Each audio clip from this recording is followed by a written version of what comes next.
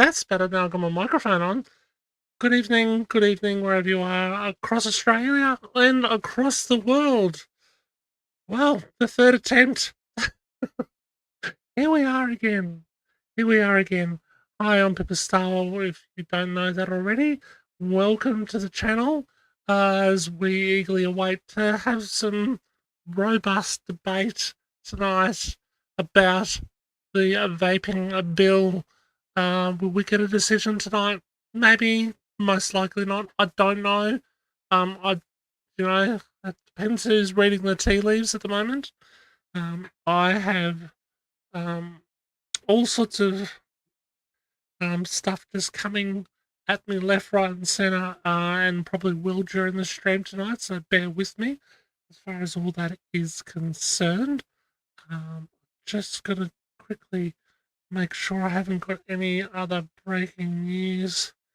No, there was an additional separate statement um, from the National Party, uh, from the leader of the Nationals, from David Littleproud, basically backing up the statement I read on the last stream, with basically outlining their stance and their support for the statement that James Patterson and Ant Ruston made earlier that I read out. At the moment, it's 5:34 p.m. on the east coast of Australia. Um, yeah, as we highly anticipate what will happen or won't tonight. At the moment, we've got some interesting chatter going on in the Senate, not regarding the bill. We'll flick straight over there shortly. They're actually having an interesting chinwag about the use of drugs in Australia, and stuff like that. So, which would be kind of interesting, I think, and a lot of people might like to hear as well. But look, I guess firstly, just welcome back into the chat. Yes, this is grueling. Yes, I've been split shifting, if you like. Been a lot of years since I've done the odd split shift. I'm having a little bit of sleep in between and trying a bit of a catch up and communicate around the place as well. I might just try and find that um, link again. I'm going to pop it into the chat now. Um, I spoke a little bit earlier about the Alive movement. If you'd like to know more about that, I'll just pop the link into the chat once again. Um, yeah, be a part of the solution regarding all things vaping and tobacco harm reduction related in Australia. It's a massively growing, fast movement where we're all getting involved. It's good times. Is it good times? Well, we've got rid of the prescription at a chemist, but it is far from over. And what has been absolutely devastating, as I'm sure a lot of you have already seen today, is seeing just how fast and how quick the vape shops and major stalwarts of the vape industry across Australia. Mr. Devices, shout out to you. Really, really a shame to see another great business like that go. There's plenty more. I'm not sure where or how, or if Craig at Vape for Life is going at the moment. I really haven't had a chance to touch base with him. But yeah, look, uh, if you've got a chance tonight or over the next day or two to support these businesses with their closing down sales, etc., please don't hesitate to support them. And yeah, it's a way of saying thank you, at least on the way out. And so they're not mounted with a whole heap of stock. Things are hard enough with having to deal with leases and stuff like that as this ridiculous shit show unfolds and forces good Australian vape businesses, vape specialist businesses, without compensation, without any compensation to help. Um, yeah, we'll just help them out, Um, I'll welcome your questions, comments, and etc. through the chat through the night. Guys, I think I read that this will going to go till 8 p.m. So we'll probably only get a couple of hours in, but that's all good. Regardless, 8:30 p.m. is my curfew. So um, look, if something was robust and happening, I'm just gonna keep it. I'll just keep the stream coming until I get home, and then turn off the stream. And but I'll keep it streaming and keep it running for as long as they're chin wagging tonight. So um, you may not get me, but that might be a good thing in a lot of people's eyes. In saying that, yeah, let's. How about for now, so we don't miss anything? Look, I've been advised about 6-ish, about 6 p.m. ish, um, by uh, by a good senator that should be in the Senate tonight, and should be all going to plan. Should be starting to roll on and talk about the vaping then. And I think it's an interesting segue at the moment. As I said, they're having an interesting chat about the drugs and, and how we're managing that sort of situation across Australia. So look, I'm not going to sit here and bore you to tears any more than what the senators can do the job better themselves than me. So I'm going to flick over there now. Okay, all right. Item 17 and 18 on page 7, item 27 on page 8, item 33 on page 9, and items 38 and 44 on page 10, and seek leave to continue remarks on each of those. Thank you, Senator Askew. Senator McKim. Same from me. Thank you, Acting Deputy President. But one of them is a document, so I will need to seek leave to revert back to the documents section, if the chamber would. Is leave granted? Leave is granted, Senator McKim. I thank the chamber, and I rise to take note of document number 3 on page 6, the Defence Department's management of contracts for the supply of munitions, and I seek leave to continue my remarks on that document. Thank you, Senator McKim. Did you have any for tabling consideration of committee reports and government responses? Indeed, I do. In which case we will move back to that, Senator McKim. I do appreciate that, Deputy President. Thank you, Deputy President. Thank you. So I take note of items number 14 and 18 on page 7, items number 24 and 26 on page 8, items number 31 and 37 on page 9, and items number 40, 42 and 43 on page 10, and I seek leave to continue my remarks, and I thank the chamber. Thank you, Senator McKim. Senator Brockman. Thank you, Madam Acting Deputy President. I too wish to take note of item 44, the regional bank closures in regional Australia. It was a really important inquiry initiated by Senator Rennick and myself, and very ably chaired by Senator Canavan and with the support of Senator Colbeck. This was a key issue. We see country towns under an extraordinary amount of pressure. We see regional communities losing access to things that people in the city take for granted. One of those is banking services. We heard so many stories during the inquiry of the almost contemptuous way in which banks treated regional communities. The first they heard of a closure was a note taped on the door of the local bank. When they tried to engage with those banks, they could get nowhere.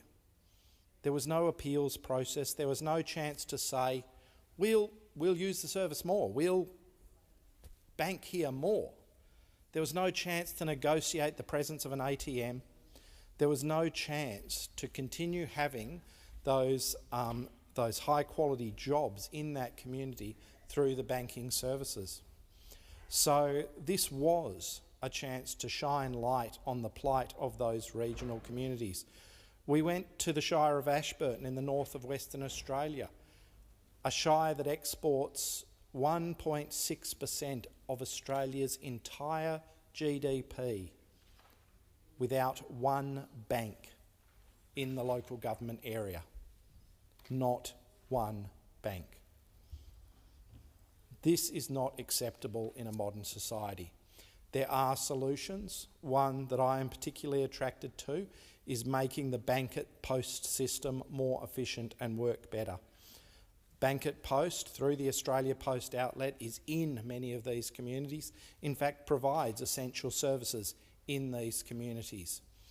If we can improve that system to ensure that those Bank at Post outlets are remunerated fairly and that the services they offer are consistent across all financial institutions, then we can make that system work for regional communities. This is a challenge for us all, but we have to stand up for regional Australia. They cannot be the second-class citizens of this country. Thank you, Senator Brockman. Senator O'Sullivan? Oh, sorry. I should be sharing the call around the chamber. Senator O'Sullivan, I'm going to go to Senator O'Neill first. Is that on the same report as Senator Brockman? No. Which report is it on? It's on the scrutiny of delegated legislation. Okay, Senator O'Neill. Acting Deputy Chair, and I move to take note of the Senate Standing Committee for the Scrutiny of Delegated Legislation's Annual Report 2023, which was presented out of sitting on the 17th of May. I would like to take this opportunity to highlight the scrutiny work and engagement of the committee in 2023 across the 15 delegated legislation monitors tabled in 2023. The committee considered 1,885 legislative instruments, of which 363 raised scrutiny concerns, which is a slightly lower proportion of instruments raising concerns compared to 2022. I also want to acknowledge that while I'm giving this report as the chair of the Scrutiny of Delegated Legislation Committee, that this work was done really under the leadership of Senator Linda White and ably assisted in her absence by, I think, Senator Scarr. So I want to acknowledge those colleagues for their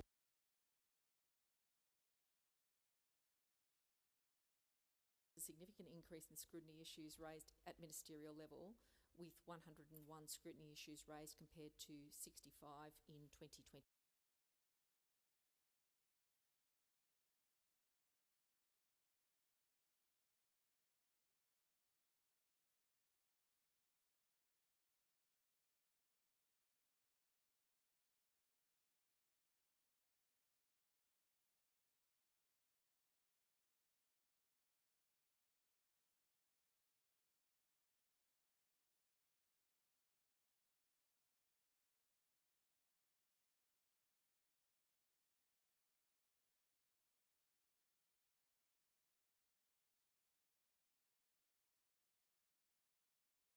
I've just realised I didn't put my mic on.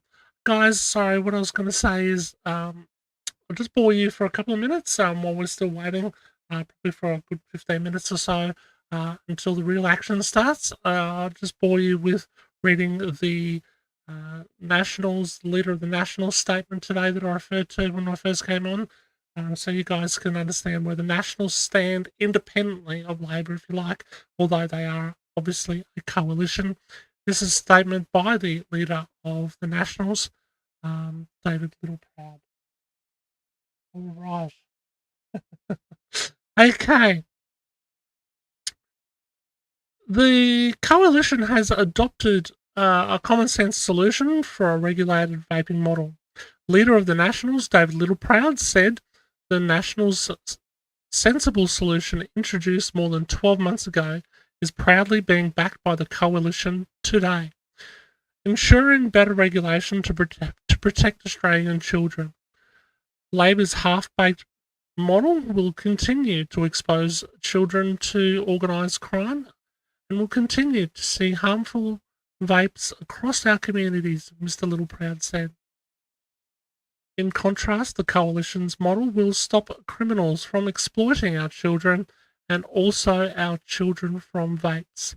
The coalition's strictly regulated model under the TGA will ensure there is controlled licensing to over 18s, similar to cigarettes. The coalition is also announcing a bigger investment of $250 million, or in other words, 10 times more than Labor, for policing the law enforcement of vapes. Importantly, excise will also be put into health and education. So I don't like that word excise. Anyway, Mr. Little Proud added the Pharmacy Guild of Australia was rightfully angry that Labor had blindsided them and now expected pharmacists to control the sale of vapes. Labor has unfairly put another burden on our pharmacists who are already under pressure without even consulting our pharmacists. We already have a shortage of pharmacists around this country. Pharmacists don't have the capacity to deal with vaping. They don't want to dispense them, and they don't want them in our community. Labor's expectation of pharmacists is unrealistic. Prohibition hasn't worked. Less than 10% of Australians who vape have a prescription, and Labor's announcement will only help the black market continue to grow. A future coalition government will invest in protecting our children and keep the next generation off vapes. There you go. But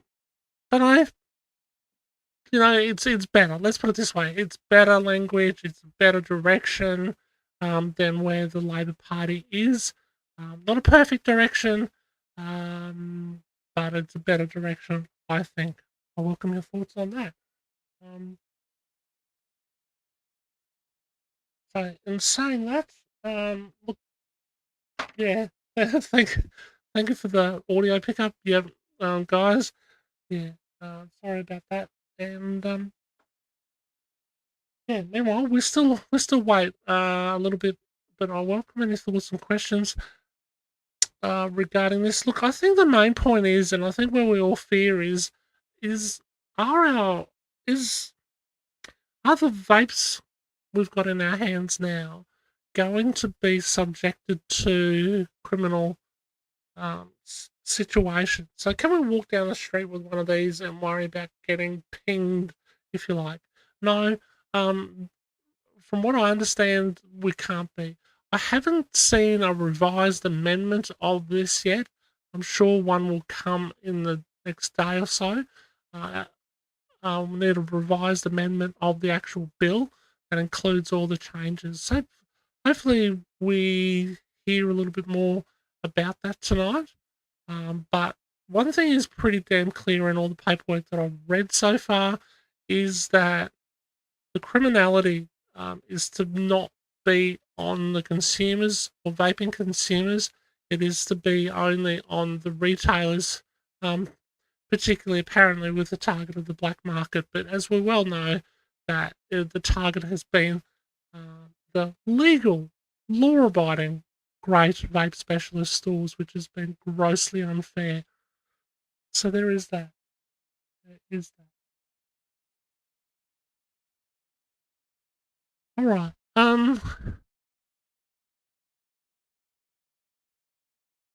Still saying can't hear out there, which is a little bit concerning.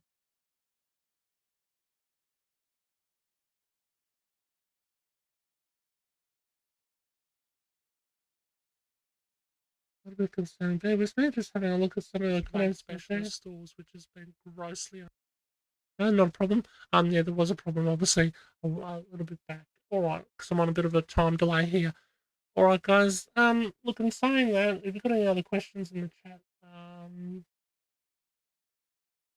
or comments you want me to read, just actually put ad live at Pippa's Live. Put out Pippa's Live, and it'll actually highlight a comment if you need me to draw my attention to it, and that sort of thing. Meanwhile, I'm going to paste this comment once again.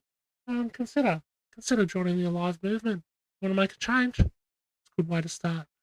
Look, I'll go back to the Senate. Bore you with the people in the Senate at the moment until yeah, hopefully all going to plan very shortly. We'll get to the real action. All right, guys, I'll just pop the screen back to the Senate for now.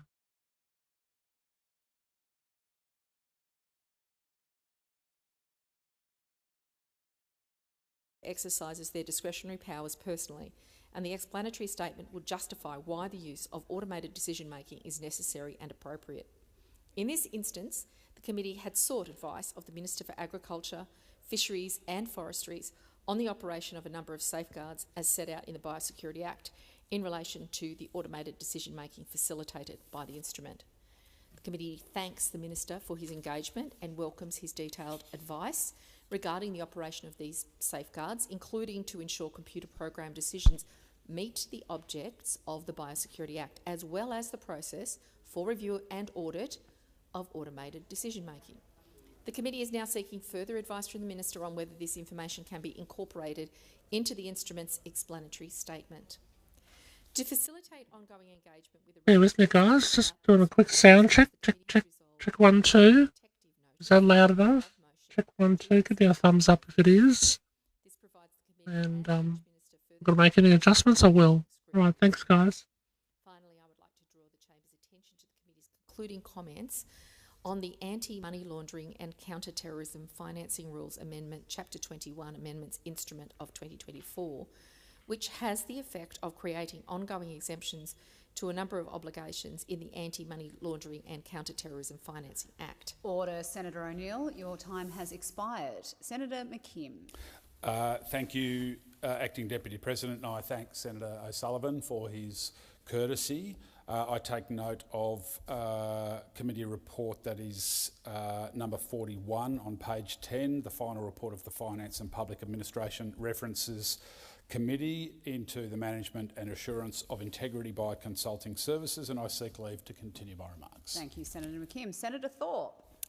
Thank you, Acting Deputy President. I also thank Senator O'Sullivan for allowing me to also seek leave to take note of item 15 on page 3 for the Parliamentary Joint Committee on Human Rights report and continue my remarks at another time. Thank you, Senator Thorpe. Senator O'Sullivan. Thank you very much, Acting Deputy President. I rise to take note of the Parliamentary Joint Committee on Human Rights Australia's Human Rights Framework report.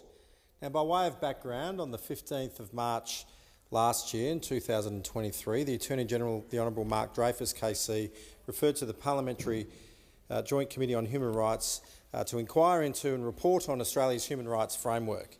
I thank all my fellow committee members for their work on this inquiry, which spanned over 12 months and which conducted 6 public hearings.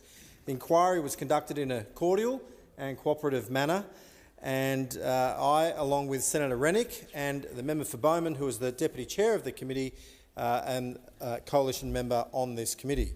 Now, Coalition members do not support the enactment of a Federal Human Rights Act as proposed by the Human Rights Commission and have provided a dissenting report to the Chair's report that has been tabled today.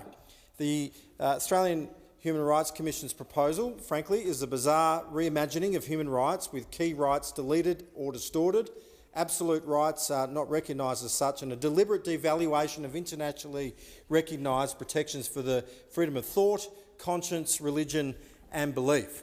Now, no justification can be found for extinguishing or reducing fundamental international Convention on Civil or Political rights, the ICCPR rights, in a way which that's been proposed by this Human Rights Act.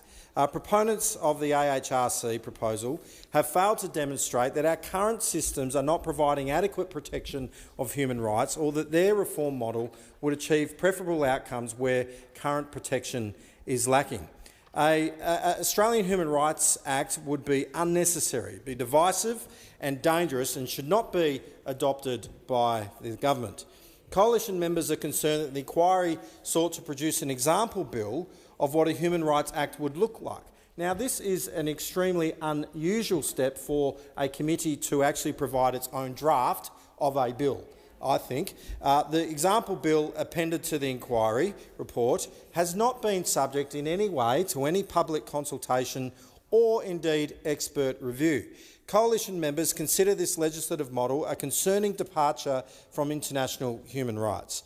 Contrary to the principle of human rights being universal, the example bill's preamble outlines that some human rights have a particular significance significance for Indigenous peoples, implying a lesser significance for other Australians. Coalition members reject this assertion entirely.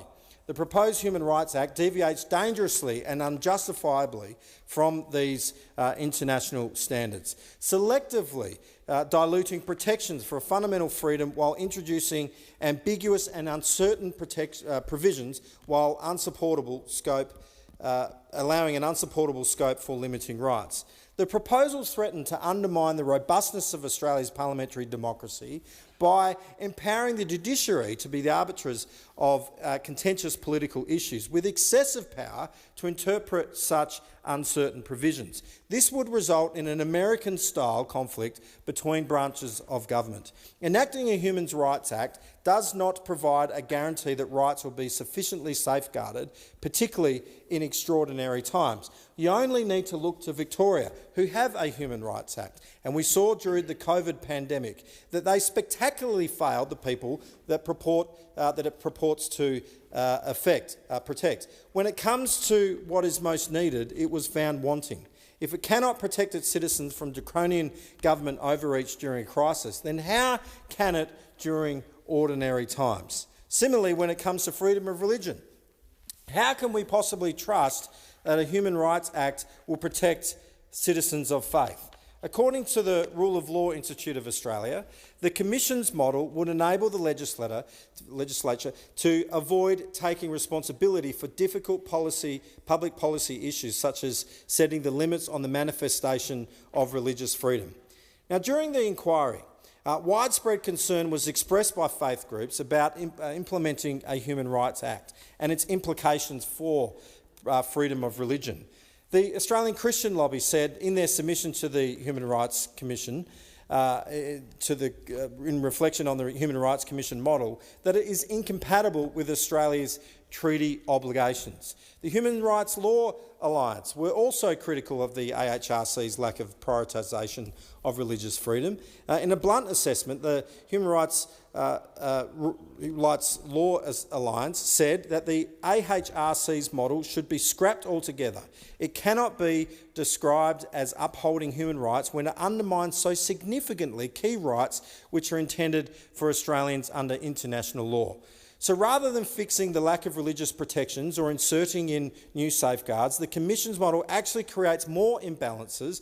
Its model elevates some rights above others, increasing the unbalance. So the Coalition members reject this report. We reject what the majority on the committee have recommended. We reject the proposal to have a Human Rights Act in Australia.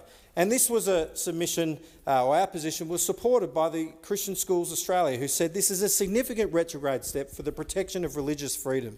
It replicates and reinforces one of the fundamental weaknesses of existing domestic Bill of Rights legislation. But here we are again seeing that the Labor government is proposing yet more division, elevating some rights above others. Have they learnt nothing from the failed voice referendum? Let us have faith in our democratic institutions and continue to trust in the principles that have served our country for so long. Promoting and enhancing human rights in Australia requires an...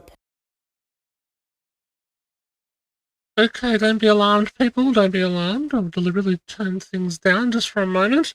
I'll be keeping an eye on the screen. We will be getting going very, very shortly, apparently. Actually, let me just check 2023 to 2024, and 4 related bills has expired. In accordance with the order agreed to earlier today, I will now put the question before the Chair and all remaining stages of the bills. So we come to sheet 2660, standing in the name of the Australian Greens. The question is that the second reading amendment moved by Senator McKim be agreed to. Those for the question say aye. Against, no. I don't think this is it yet, but we're getting very close. Division required. Division is required. Bring the bills. 4 minutes. Okay, there goes 6 minutes. Every time there's a division, there's 6 minutes, basically. So thank you for the sound, pointing out the sound issues in the chat there regarding the Senate. If you can't hear anything properly during the stream, yeah, please shout out. Don't hesitate, as you good people have it now. I have got some interesting information. This may go later than 8 p.m. tonight. Is the information I have just got in, hot off the press, hot off my text. Who's going to speak tonight? We're going to be hearing from Anne Ruston, who's the Liberal, Jordan Steele John, Polly, Flamingo Polly.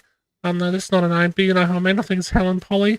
Holly Hughes, we're going to be hearing from Malcolm Roberts, M. Smith, Ross Cadell, and Lambie. We're going to be hearing from Jackie Lambie, so that'll be really interesting to see where she sits with it all. Sheldon, which is a Labor guy, he'll just be giving us a bit of same old, same old. McDonald, Pratt, Reynolds, Cadell's been mentioned twice, so whether he'll speak twice, we'll soon find out. A lot of you may recall Ross Cadell uh, from the committee hearing. He certainly had a few choice words to say at the end there. Of course, we're going to hear from Davey, Kovacic, and Matt Canavan, Askew, Lytle, or Little, and Gallagher. So I've got a full list in front of me of who we're going to be hearing from. At the moment, it looks like they're just doing a bit of some sort of a division on what Nick McKim from the Greens wants to do. So I'm not sure how long that'll take exactly. Generally speaking, whenever there's division, there's normally 3 minutes in, 3 minutes out. 3 minutes to extra, often given for people to come back into the Senate. So we'll see how that goes. Hey, but just sort of keep you posted with that. So it's definitely on tonight. And wow, it could be a very, very late night. That many people talking, I don't think they're going to go on all night. Bear with me. I'm just going to send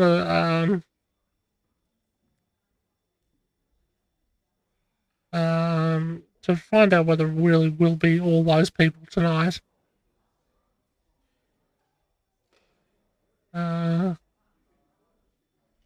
Tomorrow, I'm just seeing, trying to get a bit more of an accurate idea, I guess, how long this will go for. As I say, it shouldn't be too long now before they start talking about the vaping bill. We'll keep an eye on proceedings and do my best. Do my best with it for you all.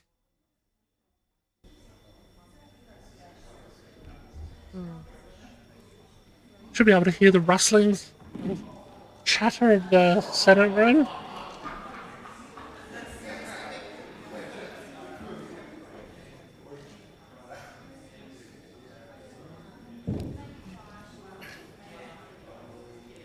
Lock the doors. The question before the Senate is that the second reading amendment moved by Senator McKim be agreed to. Those for the question pass to the right of the chair, noes to the left. I appoint Senator McKim as teller for the ayes and Senator Cadell as teller for the noes. Senator Cadell, already been mentioned there.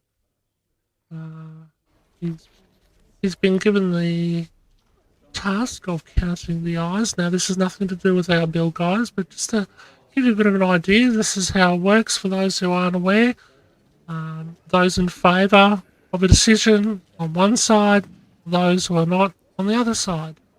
And they'll move across the floor or stay seated depending on how they wish to vote on a particular decision. So the Speaker will appoint normally 2 members of the Senate to count either side or the side that they're standing on. And I can get the mouse over here. Yeah. see that there'd be Senator Cadell where the little mouse is pointing at the moment. So, the one side of the chamber, the eyes will sit on and the nose will sit on the other side of the chamber.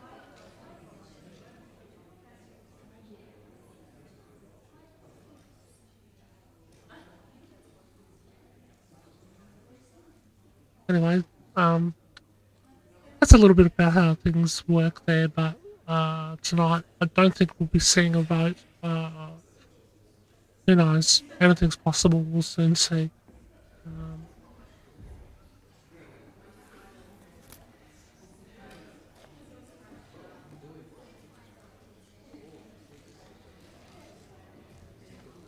Just getting some further information in, I'll just turn off my microphone and leave you to the footage. Honourable Senators, the result of the division is 12 ayes and 29 noes.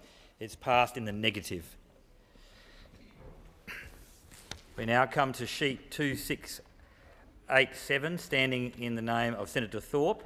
The question now is that the second reading amendment circulated by Senator Thorpe be agreed to. Those for the question say aye. Against no. I think the noes have it. Division required. Ring the bells. 1 minute. 1 minute. Ring the bells for 1 minute.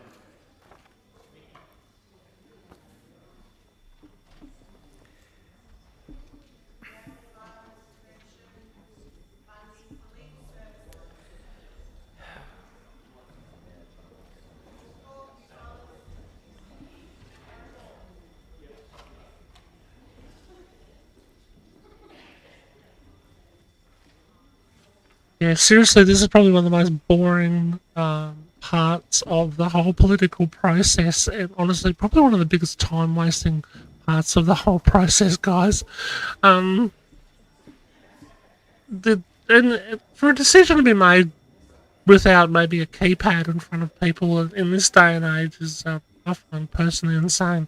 Now, I've just got some fresh information through. And that fresh information is that list I called out that I just before, that is Ruston, Steele, Holly, Hughes, Roberts. There'll be Malcolm Roberts, Smith, Cadell, Lambie, Sheldon, McDonald, Pratt, Question before the Reynolds. Senate is that the second reading amendment circulated by Senator Thorpe be agreed to. Those for the question pass to the right of the chair, noes to the left of the chair. I appoint Senator Thorpe as teller for the ayes and Senator Cadell as teller for the noes. Sorry, Speaker, I was talking. So yeah, that list of people, Canavan, Askew, Lytle, and Gallagher, their only chance will be to speak tonight. It's cut off at that, is the official word. That's it. It'll be spoken about tonight. So all we get tonight is all we'll get. There may be some more committee work to be done tomorrow before a final vote, but we'll see how it all goes. Okay, guys? So that's the most up-to-date information that I can provide straight from inside the Senate room. Okay? So thank you to that Senator who is able to help me out with such matters. Thank you. Meanwhile, we wait. I'm sorry, guys. We wait. What can I do? Acting on the best of information while we see a little bit of more time wasting as they go to another vote. Yeah. Look, let's be realistic about what's happening tonight and what the chances are of what outcomes are going to happen. Look, as spoke about earlier in the stream, chances are that Honourable Senators, there being 13 ayes and 27 noes, is passed in the negative. yeah, chances are it will pass because The question is that the bills be now read a second time. Those for the question say aye. Against no, the ayes have it. Clerk. Appropriation Bill Number 5, 2023-2024, Appropriation Bill Number 6, 2023-2024, Appropriation Bill Number 1, 2024-2025, Appropriation Bill Number 2, 2024-2025, Appropriation Parliamentary Departments Bill Number 1, 2024-2025. The question now is that the remaining stages of the bills be agreed to and the bills be now passed. Those for the question say aye. Against, no. The ayes have it. Clerk. Appropriations Bill Number 5, 2023-2024, Appropriations Bill Number 6, 2023-2024, Appropriation Bill Number 1, 2024-2025, Appropriation Bill Number 2, 2024-2025, Appropriation Parliamentary Departments Bill Number 1, 2024-2025. The Senate will now consider the Treasury Laws Amendment, Support for Small Business and Charities and Other Measures Bill 2023. I have received a message from the House of Representatives returning the bill and informing the Senate that the House has insisted on disagreeing to the amendments made by the Senate. Minister. I move that the Senate does not further insist on its amendments to which the House of Representatives has insisted on disagreeing. Pursuant to the order agreed to earlier today, I am required to put the question immediately. The question is that the Senate does not further insist on its amendments to which the House has insisted on disagreeing. Those for the question say aye. Against, no. I think the ayes have it. Division required. Ring the bells 1 minute. Ring the bells for 1 minute. God. All right, guys. Another division on more time wasting rubbish. So what I was gonna say before the Speaker of the House rudely interrupted me, that it would take an absolute miracle for this bill to be squashed, but it's still not impossible, believe it or not. It's not impossible, but it's far from likely at this stage. If I just do a little share screen just while they're mucking around there. If we see here, we've got the composition of the Senate here. We've got 26 seats that make up Labor. We need 38. You need 38 for a majority. And this is how Labor intend to get their watered down bill with the Green support in play. They are counting on 11 Greens and the 26 of their own senators, counting on none of those people crossing the floor. That'll get them 37, therefore they only need one more. They'll not probably pick up an independent. Now, let's say that they don't pick up an independent. Now, if they don't pick up an independent, we've got 37 left there, we'll have 31 more than likely vote against with the coalition. Brings 35. Pauline Hanson's, we've got 2. Comes to 33. If United Party is a definite, it's 34. 35. And then we got the 4 independents, 39. And the bill is voted against and voted down.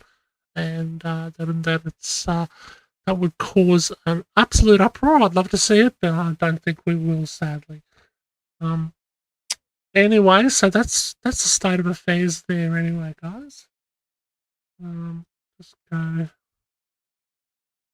back to the House while we wait for them to complete another little vote, a little division. Another waste of time while we wait for the senators that I mentioned earlier that will stand. Well, I'm not sure if they'll actually all stand to debate or talk on the bill tonight, but I know quite a few will. So it'll be a long day for a lot of senators, and it's been a long day, I must admit, for me too. So, as it has been for a lot of people in the vaping community. And yeah. I'll just take this moment just to check out what you guys are saying out there in the chat. Remember, if you've got a particular question, comment, or something like that I must read make sure you tag me at at Pippa's Live, the symbol at Pippa's Live, and then say what you need to say. That way it'll be highlighted and I'll see it. All right, back to the action.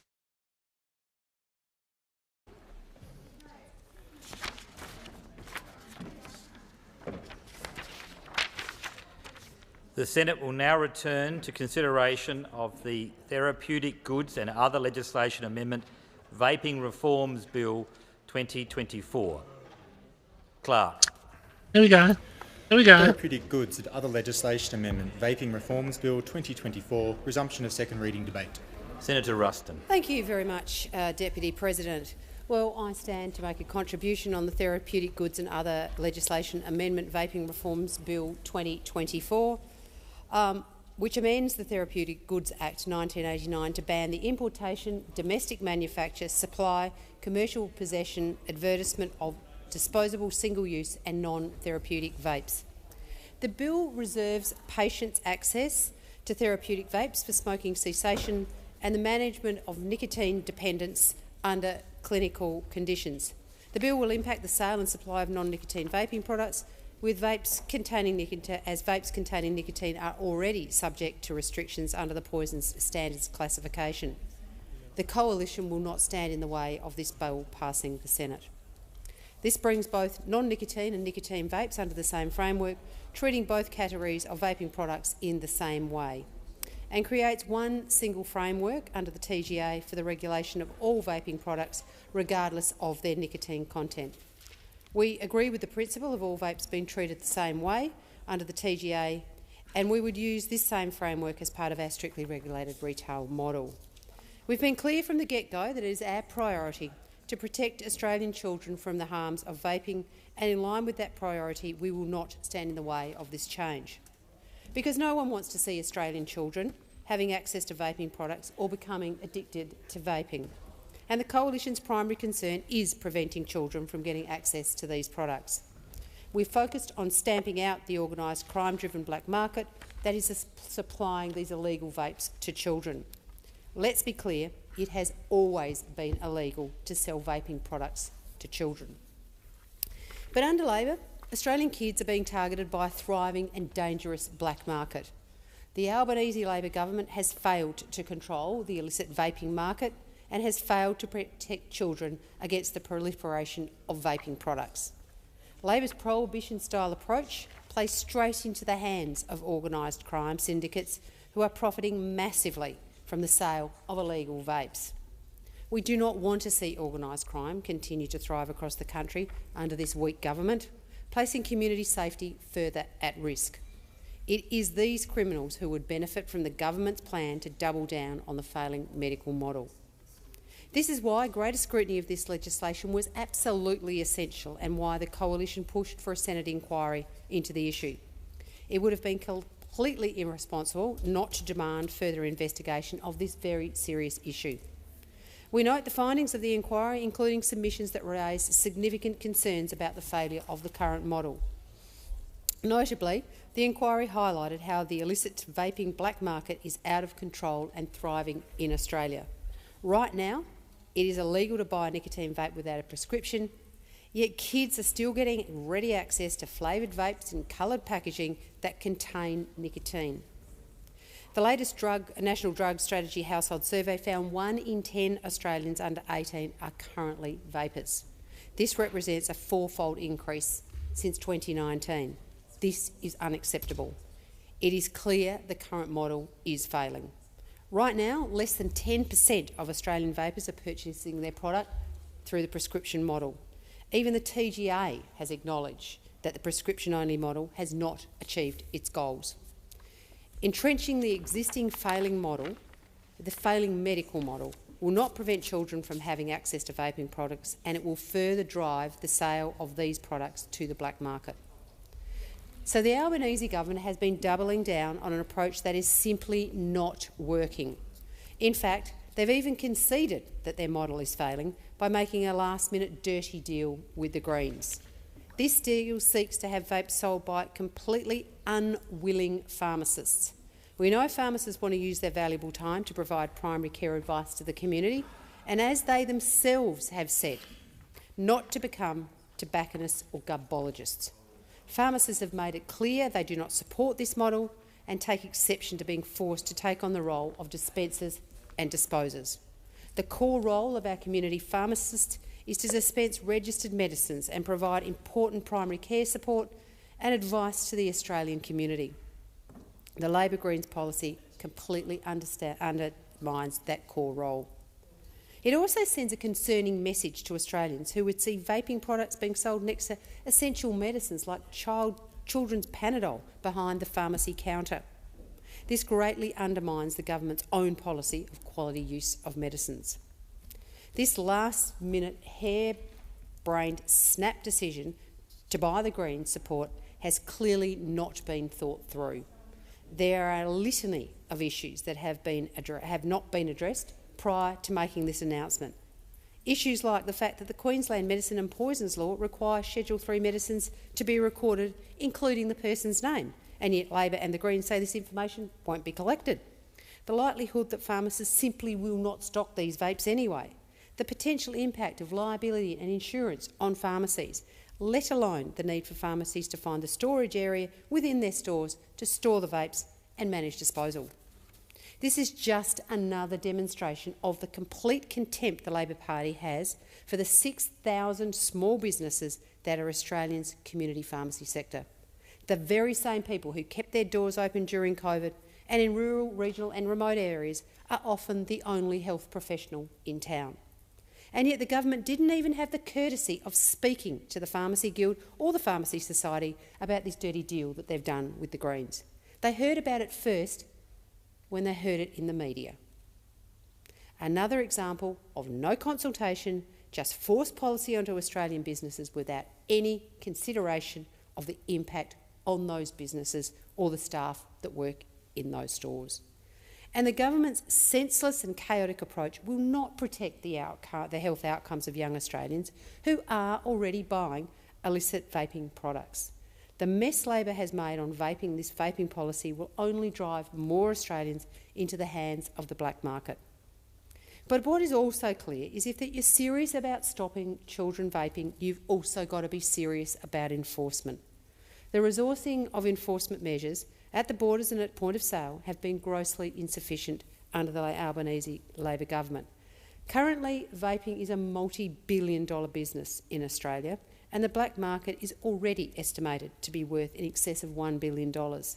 More than 100 million illicit disposable vices are estimated to be sold on the black market each year. In Victoria alone, the black market for vapes has been valued at up to $500 million. And yet this thriving black market is going still largely unchecked. The government has yet to establish or fund the promised illicit tobacco and vaping commissioner they agreed to fund to get this thriving black market under control. Because last year, when confronted during the debate on the Public Health, Tobacco and Other Products Bill 2023 about their failure to address enforcement, the government did agree to support the Coalition's amendment to establish a new illicit tobacco and e-cigarettes commissioner within the Australian Border Force. However, since the government announced they would act on the amendment in January, we have not seen any evidence at all that this critically important commissioner has actually been established. Once again, the Albanese government have proved they're all announcement but no action. And they just aren't up for the job of cracking down on organised crime. Enforcement is the critical component of cracking down on this issue, but right now the vaping black market is thriving under Labor's watch. But we, the Coalition, are serious about stamping down on the black market, and we're serious about protecting children. That's why the Coalition has announced that we'll invest another $250 million towards law enforcement efforts. That's 10 times more than the Albanese Labor government. The funding will be used to stand up a legal tobacco and vaping task force led by the Australian Federal Police and Australian Border Force to tackle illegal vapes from the border to the shop front. The critical investment into enforcement will form part of our alternative approach to vaping, which will crack down on the black market and protect Australia's children. A coalition will introduce a strictly regulated retail model for vaping products under the TGA to put a stop to the dodgy retailers selling vapes to Australian children, with impunity through the rampant black market. This model will include a licensing scheme, prevention campaigns and a strong enforcement effort as part of a sensible approach to keeping money out of the hands of criminals while stopping the sale of vapes to our children. Our regulated approach will also address the dangerous and unknown chemicals contained in illegal vapes by placing strict requirements on safety and quality. Bringing Australia in line with European countries, a regulated model is in the best interest of both public health outcomes and law enforcement. Only a coalition has the strength to be honest with the Australian public about this very real issue. The government's senseless and chaotic approach will not protect the health of outcomes for young Australians who are already buying illicit vaping products.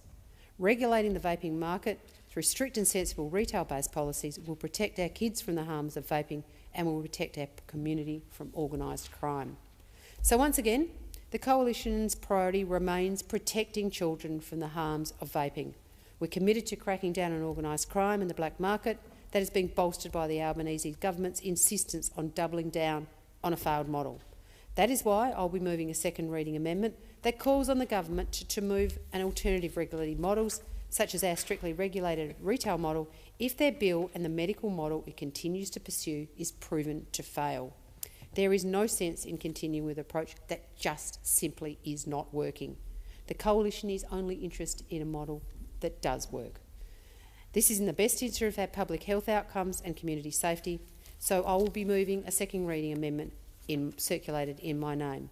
So whilst we won't stand in the way of this legislation passing the chamber, the Coalition condemns the government for doing a dirty deal with the Greens, a deal that shows a weak government in chaos, a government desperate to get their legislation through, such that they're prepared to drop a policy on our frontline primary care workers and professionals, our pharmacists, without notice or consultation.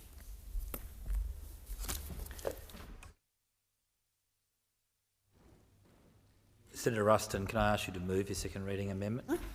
Oh, I move the second reading, setting my name. Senator Steele-John. Well, thank you, Deputy President. I speak tonight on behalf of the Greens on the Therapeutic Goods and Other Legislation Amendment. I begin by acknowledging that the rising rates of nicotine dependence in our community are a significant public health problem. We have been deeply concerned about the explosion of vaping rates among our children. The status quo in Australia is far from ideal, and reform to ensure that the tobacco industry's grip on our community is broken is long overdue. The tobacco industry has been prioritising its profits taken at the expense of the well-being of our community for far too long. It is shameful that the policy settings of this country have allowed a new generation to become addicted to nicotine. These harmful products have been allowed to feature cartoon characters, to be accessible to kids within 100 metres of a school, and have enabled them to be sold where products have been and often are targeted to children.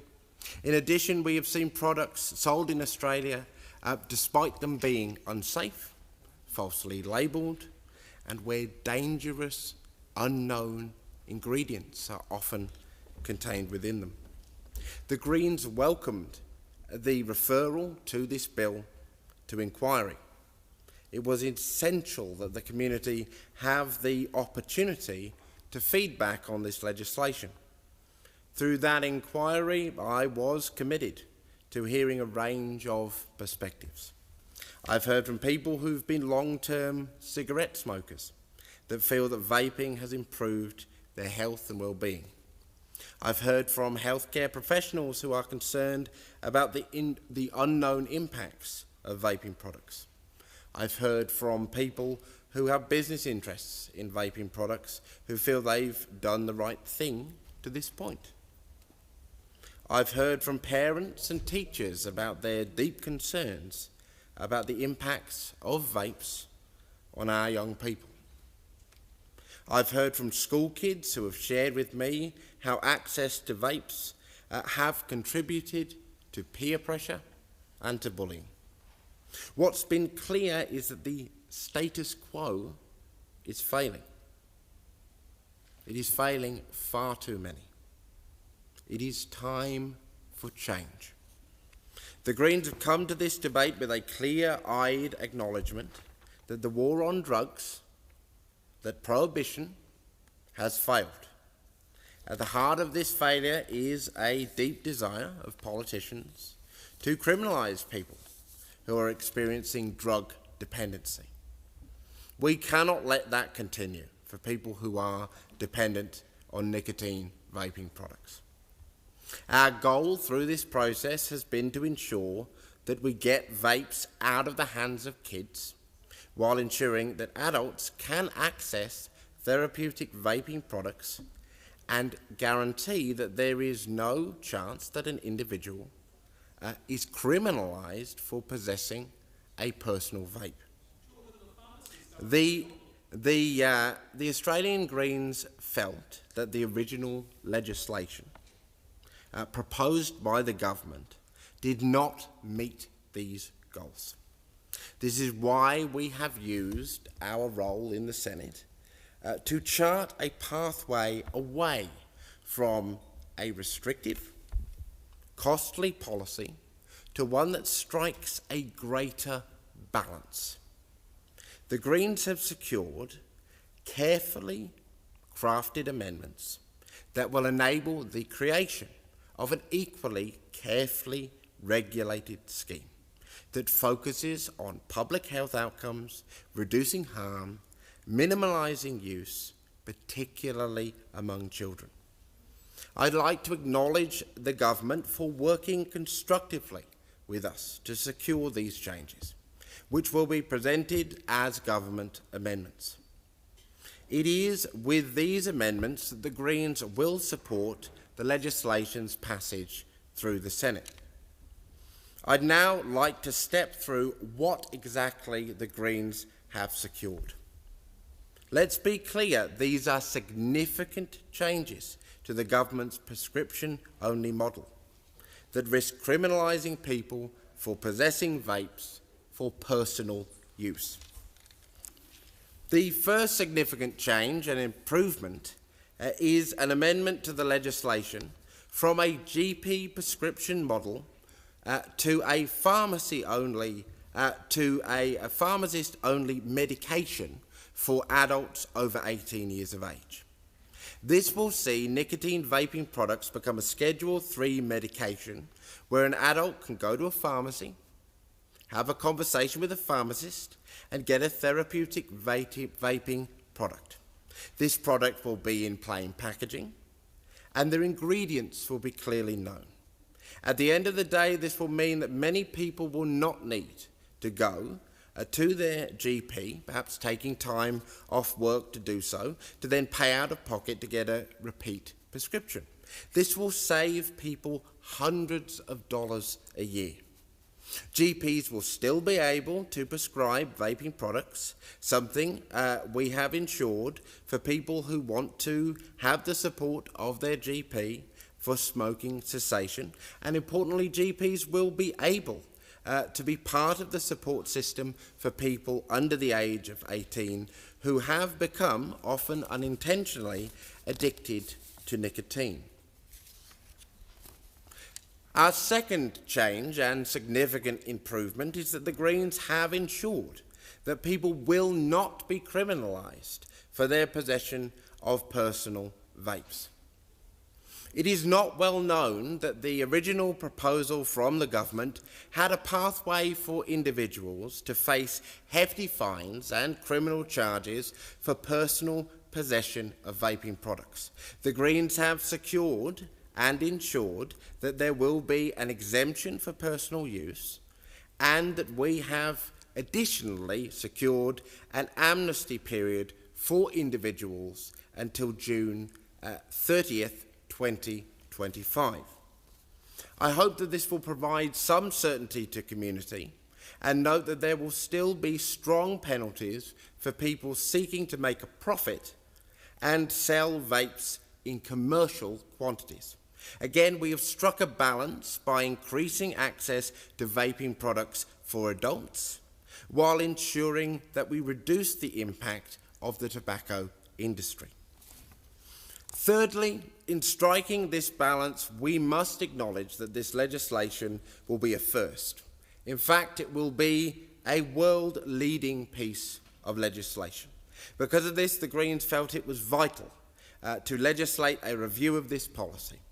And because of our work, the Greens have ensured that these policy settings can be evaluated and community can give feedback, and community feedback will be sought.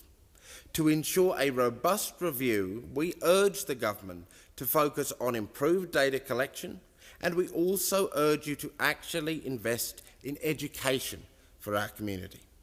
Ultimately, the goal of this review will be to ensure we have the harm reduction settings right.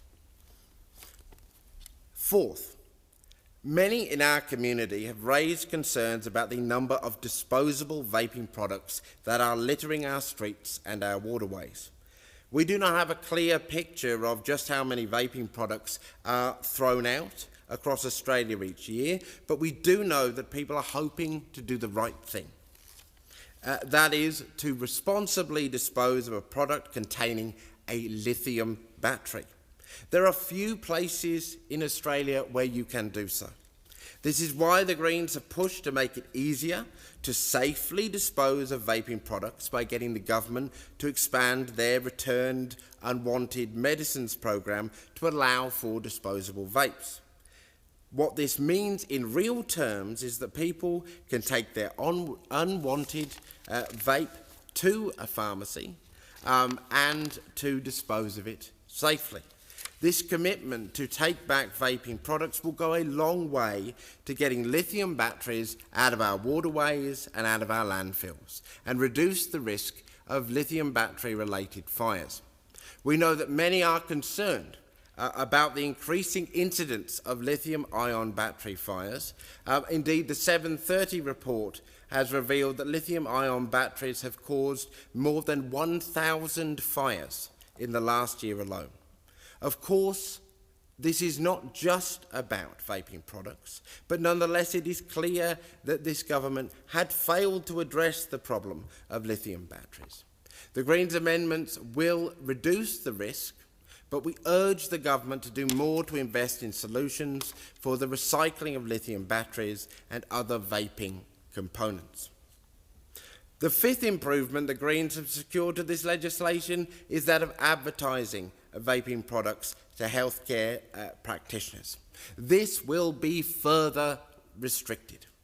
This amendment recognises that the marketing tactics used by tobacco and vaping industry can often be incredibly unethical, and that healthcare professionals providing vapes to adults should not be subjected to that. The Greens have heard from the community and from public health organisations like the Cancer Council of Australia that they have concerns about big tobacco having an avenue to influence pharmacists and to do so in an unethical way. This amendment will restrict that in order to keep vapes within a therapeutic framework rather than a profit framework. Lastly, but by no means less importantly, the Greens have secured additional funding commitments from the government to support young people quitting vaping. To close my contribution, we must ensure that no one is incentivised to return to cigarette smoking and that people can get the support that they need when they need it. That's why the Greens have been willing to work with the government to amend the legislation to ensure that no person will be criminalised for personal possession of vapes, that people can access therapeutic vapes as needed, and we have ensured a review of the legislation so that we can ensure that it is meeting its harm reduction goals. Senator Polley. Deputy President, I rise to speak on the Therapeutic Goods and Other Legislation Amendment Vaping Reform Bill 2024. We all know that the Albanese Labor government is taking strong action to reduce smoking and stamp out vaping. particularly amongst young Australians, because we know that young people are being targeted by the corporations to get them hooked on vaping, just as the previous generations were hooked on tobacco. We are making the tough calls to ensure through strong legislation, enforcement, education and support vaping and the eradication of it in this country.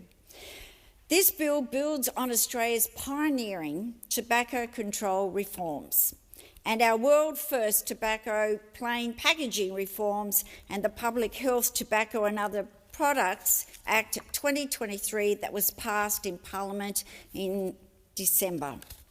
Aligned with these previous reforms, the Albanese government is now introducing world-leading vape reforms to prevent serious, current and future public health problems. Lung cancer is the leading cause of cancer death in Australia, and First Nations communities carry a much higher burden of both smoking and cancer, such that cancer is now the leading cause of disease-related death for First Nations people.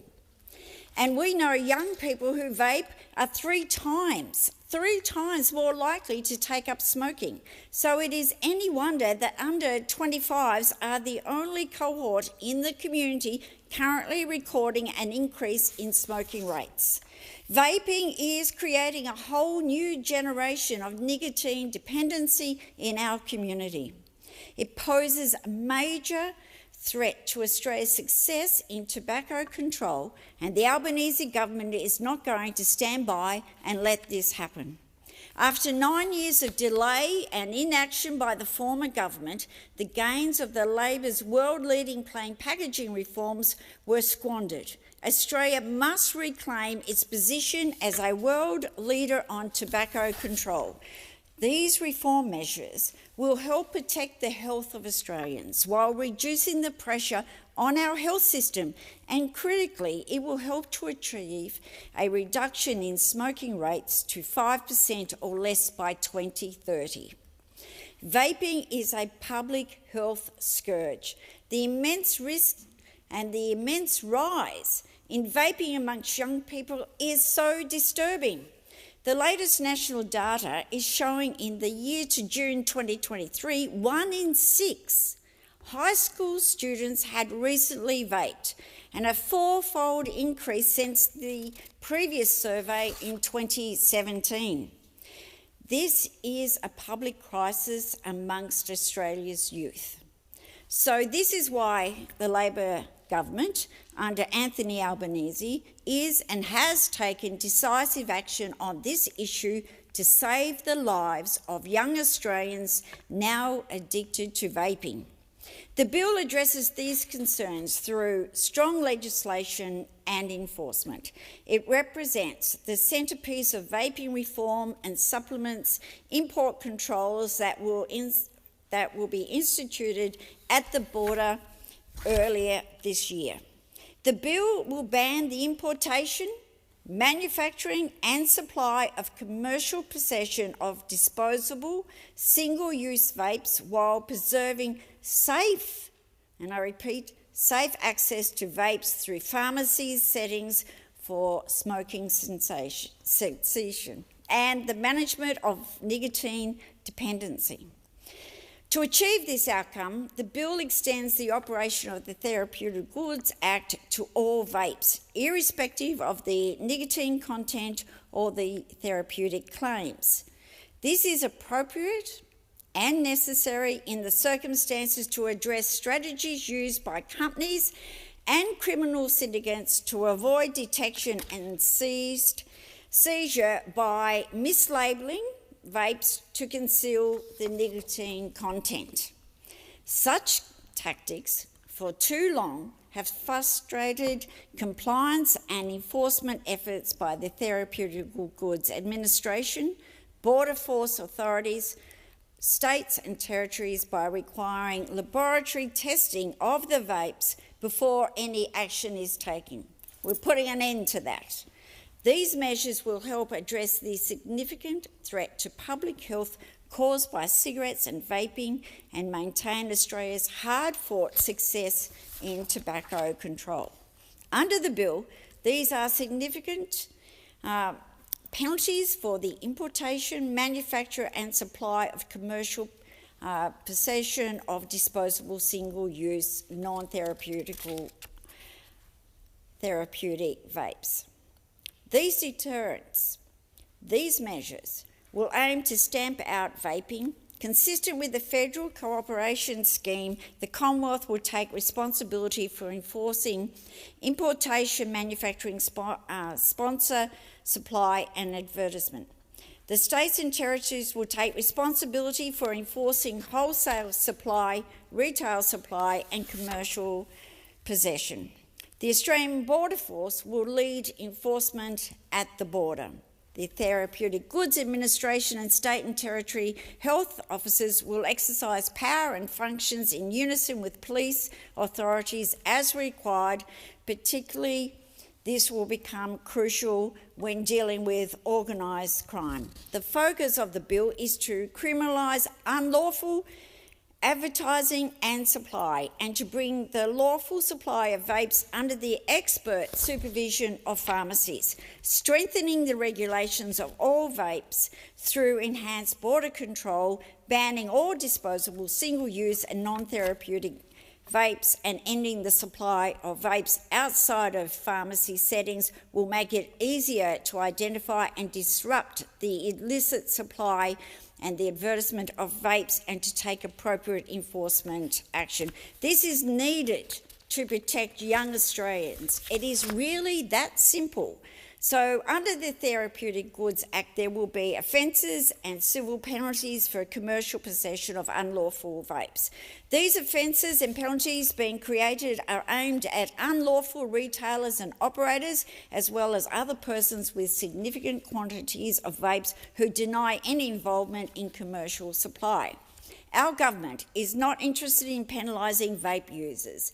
Those looking to quit smoking will be able to access vapes at pharmacies even without a prescription if you're over the age of 18. This bill is about strong deterrence from illegal conduct that harms and has the potential to harm the entire generation of future Australians. We don't want kids using vapes within our schools or outside of them. They are a killer and they set people up for a lifetime of poor health and well-being. Vapes have been sold to the Australian community as a therapeutic good that would help those seeking to quit cigarette smoking, and so it is entirely appropriate to regulate them as therapeutic goods being controlled that simultaneously ensure legitimate access for adults and provide sound public protection specifically for the countless young Australian children. We must act now to stop the importation and the manufacturing of these vapes in our country, and we must stop those illegal vapes from coming across our borders. Our future generations depend on us taking these measures to protect them and their health going forward. The Albanese government has been listening to Australian parents, Australian school communities and Australian health leaders. We want every Australian to grow up in a country that supports them to be the best and the healthiest they can be. Unfortunately, not everyone in this place shares that same attitude. Indeed, the National Party have declared unanimously that they are going to oppose the treating of vapes like a deadly poison that it is.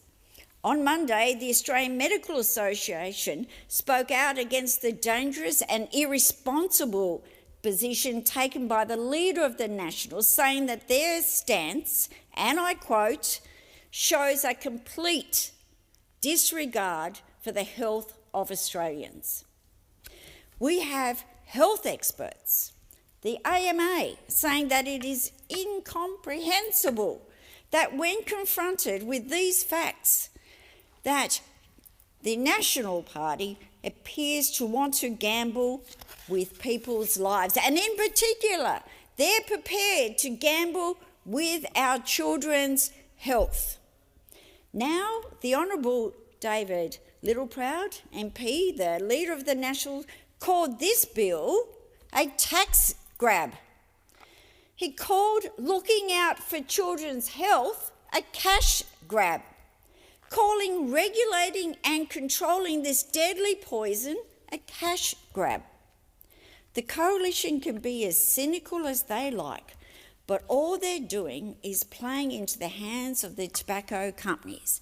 Now, I wonder why the Nationals would be doing that, because they're the political party that still takes donations from the tobacco companies. Maybe that's a bit of a vested interest. As I've said many times in this place, vaping is a scourge, and it's a scourge not just here in Australia, but around the world. In Europe and in the US, vaping is a huge problem there, like it is here. But Australia is leading the way once again, just like we did with reform to cigarettes, advertising, plain tobacco labelling. We actually took the lead when we were last in government and have built on that since we've come into government now.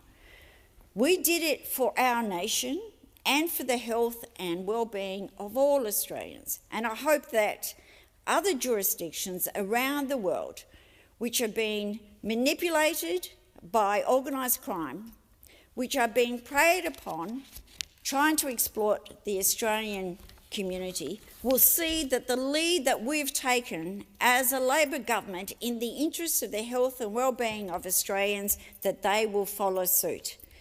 If you care about the next generation, if you care about the health and well-being of Australians, I'm urging you to vote for this legislation. Vote for this legislation because it is good public health. It is good for young Australians. And most importantly, it's good for the entire community. I've listened to local principals, teachers, parents in my home state of Tasmania speaking openly and often, contacting me, asking that we take leadership on this. They are so concerned about the damage that is being done to young Australians. And in fact, it's not just high school students that are vaping. It's happening in our primary schools. So I urge those opposite to put the health of young Australians and Australians' health more generally at the forefront of the decision that they make, and I urge you to support this legislation. Senator Cadell. Thank you, Deputy President. As I was sitting here waiting to talk, I was wondering whether I would take the high road or the low road on this debate, and I think, prompted by the assertions of the last speaker, I'll probably take the low road, Deputy President. Now, what we've heard is a rambling about the National Party's motives on this that are better distributed by a fertiliser truck on an open field than any debate in the Parliament. What we hear is the debate that the Nationals are taking donations, therefore they must support the tobacco industry. By that theory, Deputy President, the Labor Party must be taking money from organised crime, because 92% of the vapes distributed in Australia are done so by organised crime, by criminal gangs, by bikie gangs, by triads. That is the extension of that thought. It is that farcical, it is a joke. But that is the extension. If the 8% of industry, 8% of big tobacco that supply those that are there getting their prescriptions are responsible for us taking this view, then I say the triads, the gangs, the criminal bikie gangs are responsible for Labor's policy, because that is where they stand. By not fighting the illegal supply of vapes, that is what's going on here. But I'll come back to the high road for a little bit. The good part about this bill is single use. Get rid of them. They are wrong. They are what our kids use. They are easily brought in. They are hard to get rid of, and they don't belong here, except I think there still should be some use in the inquiry for those with fine motor skill issues who can't reload the carriages and the batteries. We may need a niche thing for prescription single-use vapes for those people. This doesn't go there, but I think there are some exceptions where they can be given, because people who haven't got the fine motor skills to reload the cartridges, reload the batteries, do need some sort of use. If we come to the mischief that everyone in the chamber, Labor, us, Greens, crossbenchers, want to stop, it is youth getting their hands on vapes.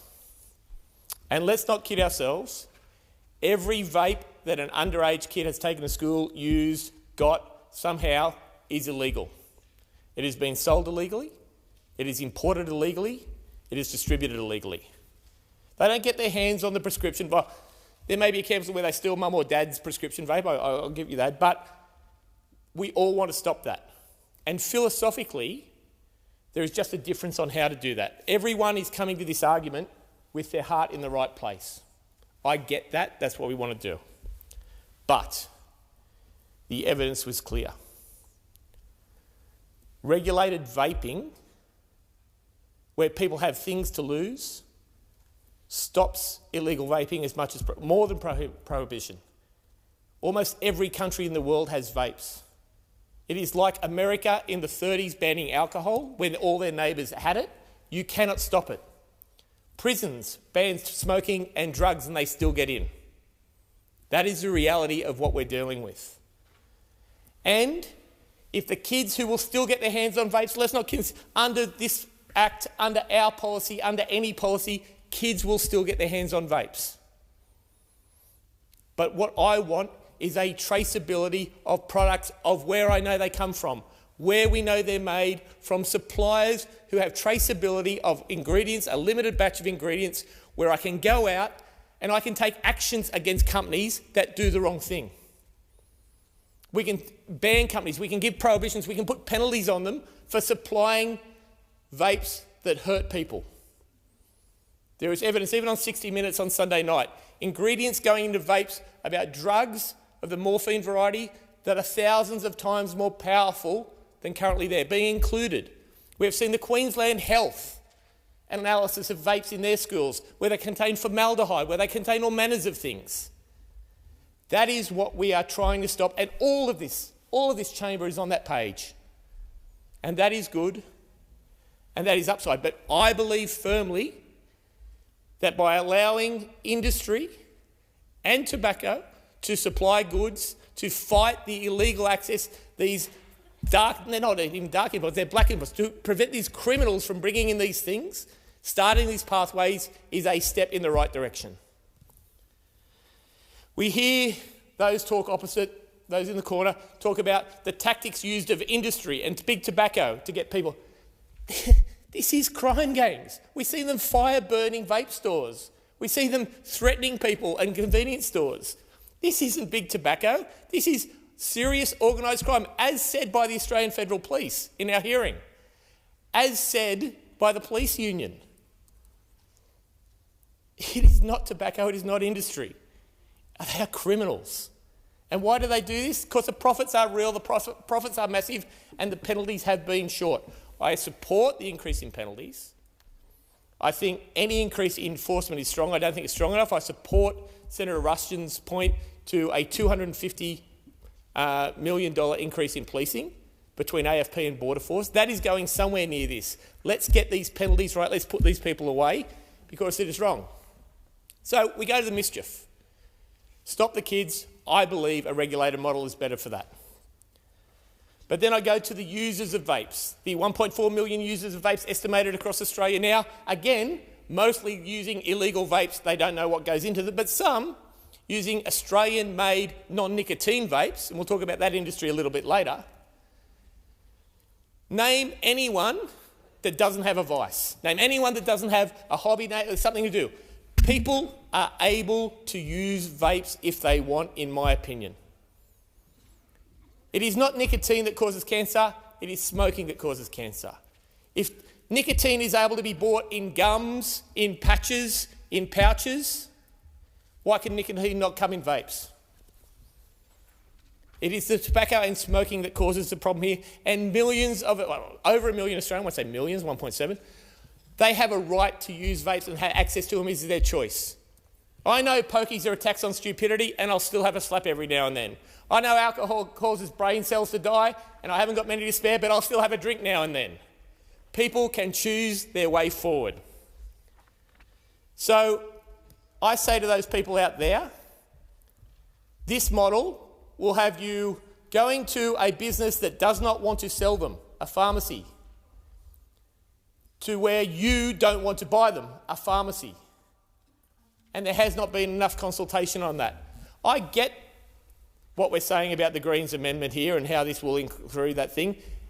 And I think, again, it comes from a place of good intention.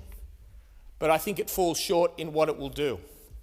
And that's why I liked the fact that Senator Ruston today, our Shadow Health spokesman, got out there and said a fully regulated model is where we'll go in the next election.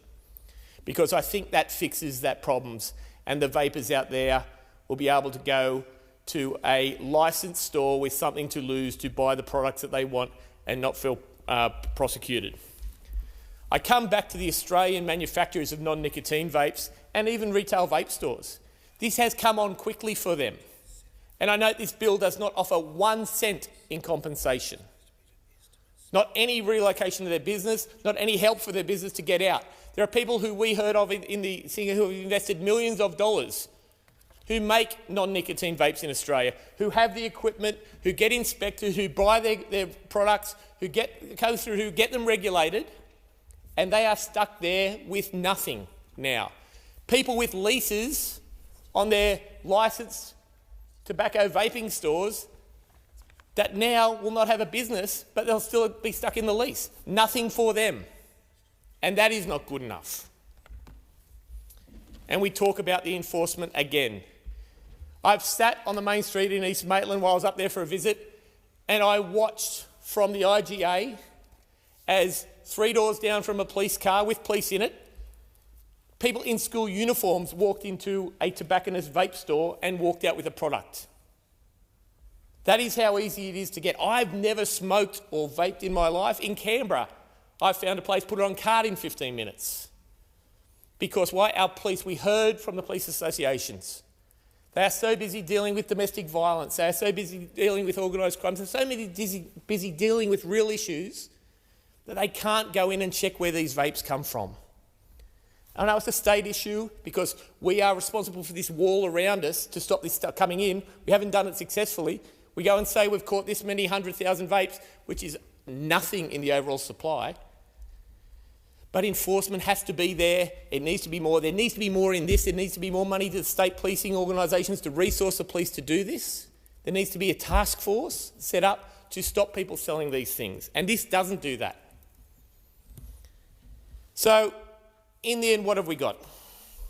We had a bill that prohibited vaping, unless it was with a script from a doctor.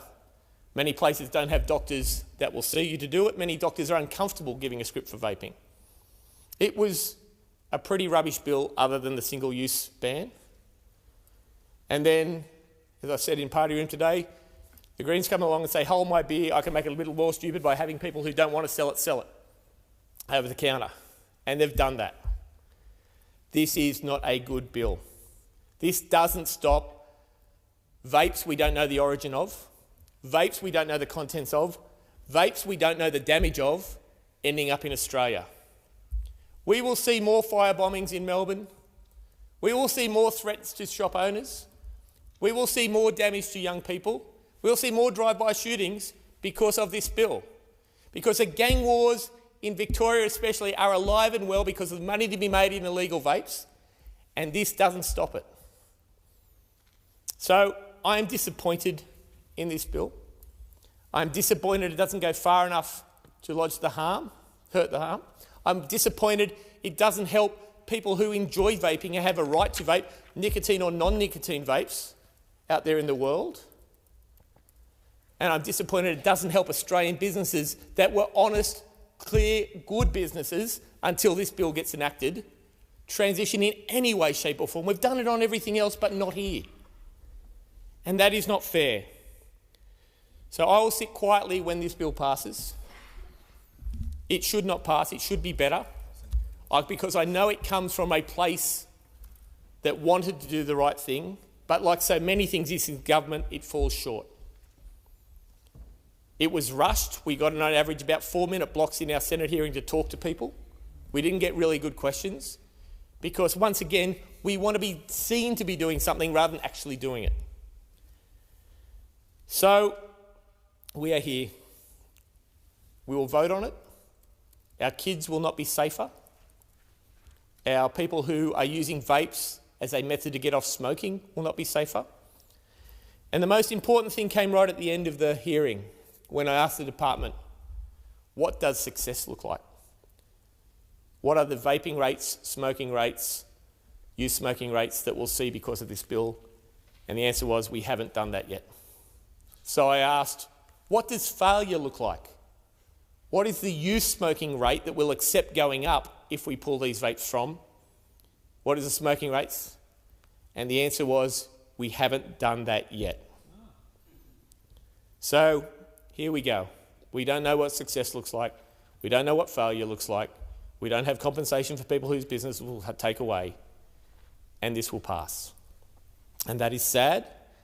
And as I ended my statements in the committee, this is a farce, but it is a farce that will pass. Thank you, Chair.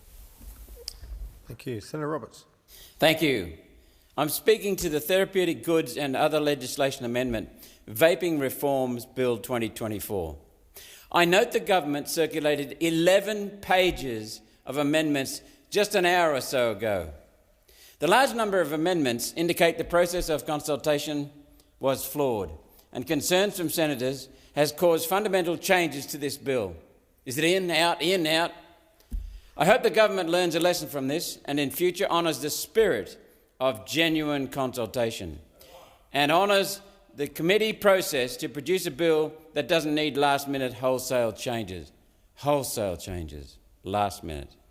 I note the bill amends the poison schedule to down-schedule vapes from Schedule 4 to Schedule 3 and adds conditions to their use in that listing. When I tried to do exactly the same thing to down-schedule medical cannabis and add conditions to that listing, I was told that's a very strange thing to do. And my bill was not supported in part because of that. Now they're doing the very strange thing that they said was very strange. In Queensland, vaping products with or without nicotine are illegal, unless on prescription. Vapes are subject to the same laws as cigarettes or tobacco products as to where they can be used and the circumstances in which they can be purchased. Queensland law right now prevents children under 16 accessing or using a vape. Personal health and child welfare are rightly the responsibility of the states. Yet once again, this government seeks to increase its powers in areas it has no constitutional authority. This bill amends the Therapeutic Goods Act 1989 and Customs Act 1901 to limit the importation, domestic manufacture, supply, commercial and private possession and advertising of non-therapeutic and disposable vaping goods. Over-the-counter sales at chemists will be permitted and access to children under 18 will be via the Special Access Scheme. There are substantial differences in how possession for personal use and commercial use are handled. Yet the bill does not specify this threshold, which will come later in regulation that we haven't seen. Too much of this bill will come later in regulations. The government is asking us to trust their judgment on a bill that is a litany of bad judgment. The bill defines a vape as anything that's held out to be a vape. It explicitly excludes the need for a lab analysis to prove the item is in fact a vape. Much of the bill goes into the licensing arrangements for importation, manufacture, distribution and possession.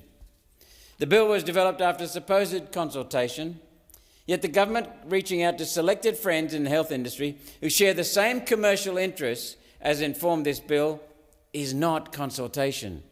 It's an echo chamber of self-interest. As the substantial last-minute amendments now prove, everyday Australians were not permitted to make a confidential submission. Their submission had to be public and accompanied with a declaration of interest, something very few witnesses felt comfortable doing. In particular, this prevented personal stories of how vaping helped defeat a smoking or other addiction and weighted submission towards self-interested corporate health providers and charities. The evidentiary burden of proof in the offences under the bill are reversed. This removes the common law protection that fault must be found before an offence has been committed. While the government may find contesting charges in the court of law tiresome, 800 years of common law rights should not be so lightly dismissed and disposed of. There's no justification for reversing the burden of proof. For this reason, I have submitted an amendment to this bill in committee stage to restore the presumption of innocence enjoyed by all Australians since our country's settlement. At section 41P, clause 1, vaping substance is defined as any liquid or other substance for use in or with a vaping device. There's no nuance in the penalties. Possessing a vaping substance carries the same penalty as possessing a vape itself. People who make cakes, fudges, chocolates, lollies and similar products use the same flavourings as can be used in vape manufacture. Those flavourings shouldn't be used in vapes. They may be considered safe for stomachs, but not for lungs. Yet are used in illegal vaping solutions, and I've received complaints from bakers that for this reason Border Force are seizing shipments of flavourings. Under this legislation, a baker or confectionery manufacturer importing a food flavouring that can be used in vaping must first have it approved for use despite being in use for generations, and then obtain a licence to import or possess commercial quantities of cake flavouring. The importer and probably their largest customers will need to keep records of their use of these potentially illicit food flavourings to ensure organised crime is not supplied out the back door, with penalties of up to $3.8 million and or imprisonment for 7 years. This is serious business. I appreciate this is not the intention of the bill, yet it is the wording of the bill. I point out the bill and the explanatory memorandum provide no guidance as to which goods should be permitted and which not. The Minister has complete power to make this decision. So far, job losses from vaping prohibition are around 2,000, with 500 vaping stores already closed. The trade in vaping has now moved into the hands of organised crime, with a gang war breaking out in our capital cities to control the illicit vaping trade, as well as the illicit tobacco trade. Now tobacco has been taxed to the point of idiocy. The bombings, ram raids, murders and violence so far in this underworld war are on the government for breaking the government's social licence to act fairly and honestly and reasonably towards the public. Best interest of the public has been replaced with best interest of crony capitalist stakeholders. The last-minute deal with the Greens to aid over-the-counter sales at chemists may serve to head off that outcome. Time will tell. The Pharmaceutical Benefits Scheme 2022 post-market review of medicines for smoking cessation found that 550,000 prescriptions were written for smoking cessation products in 2022. Get a load of this. These included Veronicaline from Pfizer, costing $194 a prescription, and in the various formulations was responsible for 2,042 Australian adverse event notifications, including 55 deaths. And bupropion from Aspen Pharmaceuticals, which has 2,100 adverse event notifications, including 22 deaths. Does it stop the incompetence? The post-market review says, quote, the mechanism by which bupropion enhances the ability of patients to abstain from smoking is unknown. So we don't know why it works. It's killed 22 people, yet prescribe it away. Anyway, just don't let people buy their own vapes. We can't have smokers quitting on their own, can we? The explanatory memorandum for this bill cites data from the Australian Secondary School Students' Use of Tobacco and E-cigarettes report, which states, quote, the proliferation of vaping across the community represents a severe public health concern. Vaping has been associated with severe public health effects, including on adolescent brain development, worsened pregnancy outcomes, cardiovascular disease, respiratory disease and cancer. Vaping also carries other health effects, including burns, seizures and poisoning. Let me deal with the last one first. Yes, illicit vapes do cause internal burns and external burns if they explode. They cause poisoning and seizures as a reaction to that poisoning. A poorly made vape will burn and put toxic chemicals into the user's lungs. Unregulated vaping in the USA caused 28 deaths, coming from the use of ethylene glycol, a popular substance in commercial baking. It's considered safe to be eaten, but not safe to be vaporised into the lungs. This illegal use of a legal substance is what caused the popcorn lung syndrome. Illegal vapes can contain thousands of substances we call compounds when in legal products, and chemicals when not in legal products. There are, however, 7,000 chemicals in cigarette smoke, which is more than is found in a quality vape, not an illicit vape. Telling one side of the story never communicates an honest picture of the truth. It condemns you. It used to be possible to import quality vapes from New Zealand. The Labor government stopped these. Now we have unsafe, illegal vapes. Who knows what's in them? The TGA's tweets against vaping were community noted with a comprehensive bibliography of good science that counters as their scare stories. I will reproduce those community notes with citations on my website for anyone who wants to educate themselves on legal, safe vaping. Is vaping a gateway behaviour to smoking or drug taking? Actually, no, it's not. On page 8 of the secondary school report, smoking rates among school children have fallen over the last 5 years. Ever smoked is 17.5%, down to 13.5%. Smoked in the past week, down from 4.9% to 2.1%, less than half, more than half. This was in a period when vapes were readily available. Vaping is clearly working to reduce smoking rates. This is what has the quit smoking industry worried. UK government's periodic data review titled Nicotine Vaping in England, Evidence Update 2022, found that 98.3% of children who had not tried smoking did not try vaping.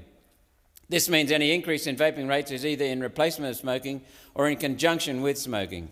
This data is in contrast to the secondary schools report, which found past month vaping alone was at 15%. So let's have a look at that. The study covered vaping as a generic class. This does include e-cigarettes, and it includes herbal vapes, which are a large part of the vaping market. Despite the effort put into this study, no attempt was made to analyse the vapes consumers were actually using, and no firm conclusion can be drawn as to the presence of nicotine or any other regulated substance.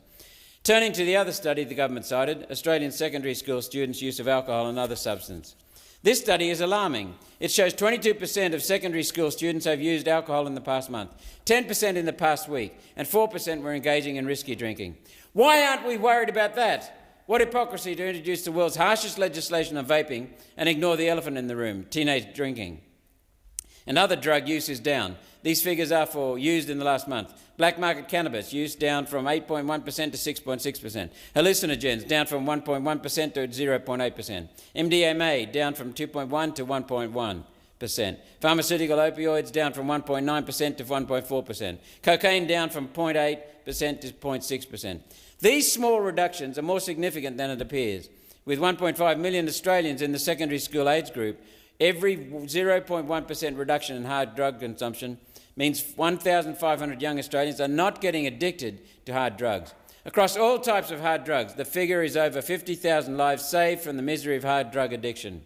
The scare campaign that vaping is a gateway to smoking and to hard drugs is fraudulent and designed to cover up the reverse, because the reverse is true. The committee did look at the use of vaping as a smoking cessation tool and concluded the evidence was inconclusive. So there's no reason to say vaping on that account. Poor judgment indeed. In their deliberation, the committee gave a lot of time to the quit smoking industry, which is funded at $500 million across forward estimates. $500 million. $500 million. This does not include financial benefit of fundraising. That $500 million is just the government's contribution. Yet quit smoking rates have been stagnating across the Western world. Firstly, because the few people who still smoke have the money to afford smoking, want to smoke and will continue to smoke. Secondly, there are people for whom the current industry of gums, patches and financial blackmail is just not working. Some people have found that where these other measures did not work, vaping does work. These are the people who will no doubt be forced back to smoking as a result of this bill. Imagine all those extra smokers to keep government revenue rolling in, all those extra smokers to keep the quit smoking industry in taxpayer money for years to come. The financial impact statement for this bill doesn't mention the increase in revenue from smokers being forced back to smoking. I imagine it will be substantial. Another failure in this bill is forfeiture. The easiest way to control vaping in schools is to allow teachers to seize vapes when they see them. That provision is not in this bill. Seizure is limited to commercial quantities seized with a court order or any good, quote, seized by the controller of customs at the border.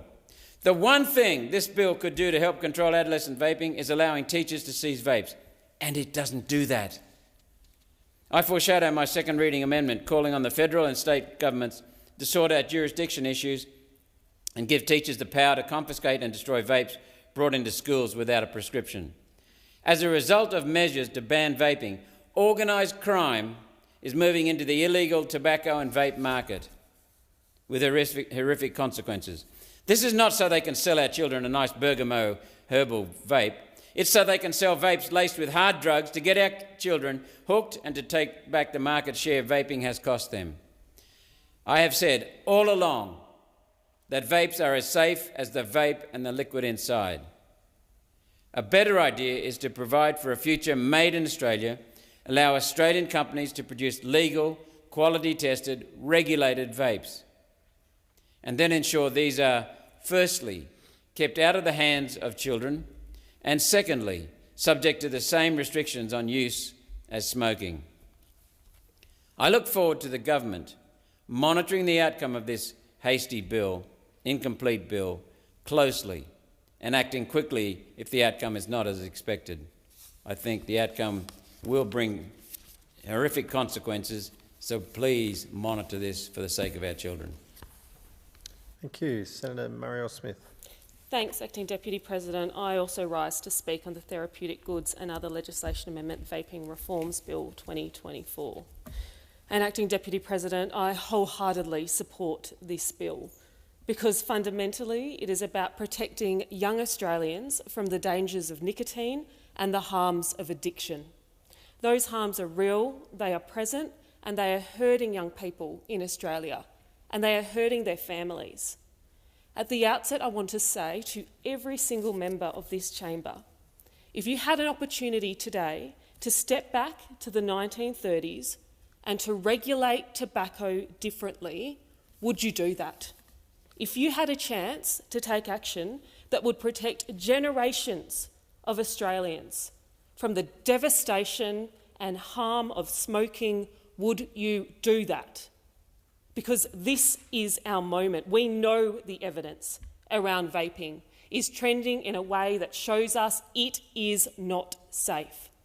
We know it is hooking a new generation of young Australians to nicotine addiction. We know the involvement of big tobacco in this industry. We know.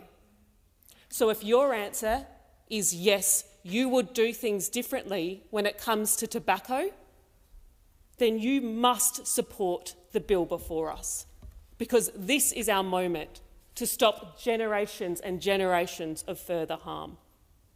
Vapes were sold to Australians as a therapeutic good to help people quit smoking. And for some people, that may have been the case.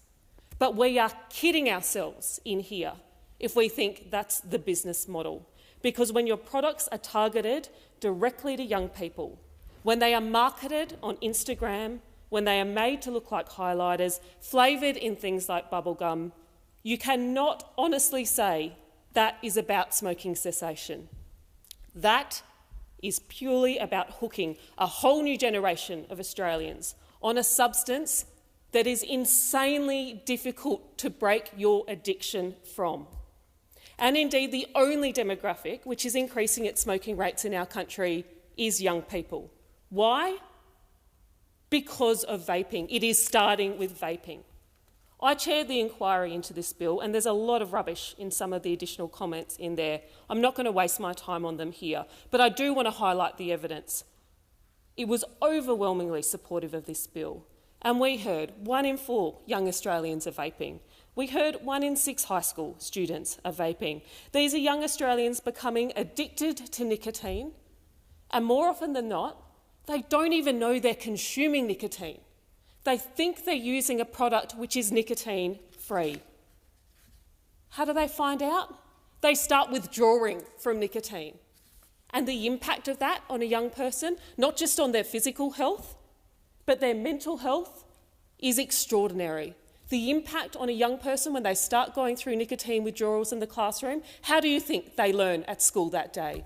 How do you think their teacher copes at school that day when they have a young person withdrawing? They've been sold a product full of nicotine. They don't even know it has nicotine in it. And young people are smart. They know the dangers of cigarette smoking, but when they've been given a product, marketed a product, which is said to be safe, which is targeted and focused at them, then they are making a horrific mistake, a mistake which has long-term consequences on their physical health, their mental health, their well-being, their education and their families. We heard in our committee 98% of vapes confiscated from school children in New South Wales contained nicotine. And it is so easy for young people to get these vapes. But a 14-year-old child on the way home from school should not be able to walk into the corner store where they buy chocolates, treats, other things and pick up a vape. That is absurd. These products are deliberately, despicably being marketed to our kids. Allegedly nicotine designed to look like toys. And 9 out of 10 of the vape stores which are selling these products are in walking distance of our schools. Big tobacco is setting our kids up to become addicted. It's a business model rolled out before with devastating consequences and devastating harm, and it is not okay. Our committee heard from teachers and principals about the impact of nicotine addiction on their students, how it impacted their learning, how it impacted school harmony, the burden it was placing on teachers by the enforcement role required of them, the burden it put on teachers to deal with this in their classroom. Teachers told us that they were struggling. They didn't want to be policing the schoolyard for these vapes. They didn't want to be experiencing the disharmony in schools. And we heard from health experts about the impact of nicotine addiction on the health of young people, how it can manifest in things like aggression, anxiety, sleeplessness, depression. These are terrible consequences being borne by our youngest citizens. Now, our party, the Labor Party, has always led on tobacco reform. Plain packaging under former Minister Nicola Roxon was a game changer, and she had a hell of a fight to get there at the time, with the opposition leader calling it a bridge too far. But those reforms worked. They had an impact. And then we had a decade of stagnation under the coalition government. And you know what happens when governments stagnate on tobacco reform? Big tobacco wins. And we are seeing that now. We are seeing it in smoking rates among young people. We are seeing it in the uptake of vapes. And I think it's time that our country returns to our status as a leader on smoking reform, on tobacco reform. This bill isn't about going after vapers. So many of them have been sold a lie. It's about stopping the supply of vapes. It's about ensuring that for those few Australians who genuinely find value in vaping on their pathway to quitting smoking can do so with support, with guidance, with care. Because giving up nicotine is extremely hard. And you need that help. You need that care. For those genuinely using vapes to help quit smoking, it is going to be more effective if you have help from a healthcare professional when you're trying to do so. I ask senators in this chamber again, if you were a regulator, if you held the role you hold now, back in the 1930s, if you held this role back when cigarettes were first allowed on the market, knowing everything you know about the harm they have caused, everything you know about the lives they have stolen, everything you know about the damage they have done to our country, what would you do then? Would you let them onto the market? Would you regulate them differently? If you vote no to this legislation, you are saying you would take exactly the same decision again. If you genuinely believe that we could have done something better back then, and you can see the evidence that vaping is trending in the same way as cigarettes were nearly a century ago, you need to oppose this legislation. You need to support this legislation. We cannot afford to make the same mistakes in Australia that we did with cigarettes. We cannot afford to make those mistakes. And the number one conversation I have with parents in South Australia at the moment is about vaping. They are horrified and alarmed about the impact of vaping on their kids. Horrified by it. It's what teachers are telling me too, principals are telling me as well, and young people who've inadvertently developed a nicotine addiction from using these products. We have seen so much suffering in Australia from tobacco use, from nicotine addiction. We have a chance to do something about this growing source of addiction, this growing source of harm. We cannot oversee generations and generations of addiction and mass suffering from a product built by big tobacco again. So I implore all senators to vote for this bill, and I commend it to the Senate. Thank you. Senator McDonald. Thank you, Acting Deputy President. Well, I've been listening to the debate so far, and I have to speak about what is the reality of the world in North Queensland. I agree with everything that previous senators have said about the risks of vaping, but I don't think there is a genuine understanding that it is only about 7 or 8% of vapes that are legally supplied.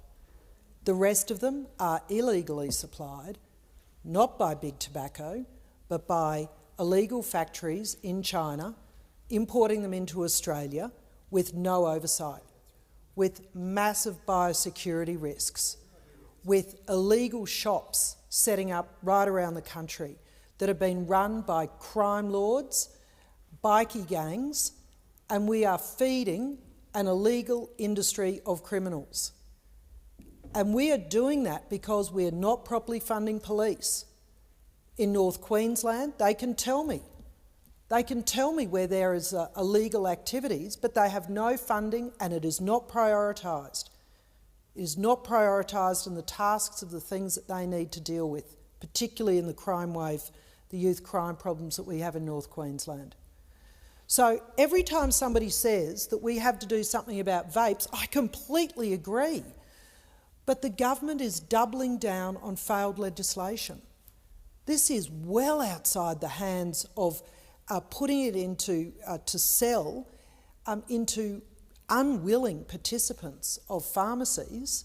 We're now expecting them to police vapes in Queensland, contrary to the legislation and the deal that's been done between Labor and the Greens.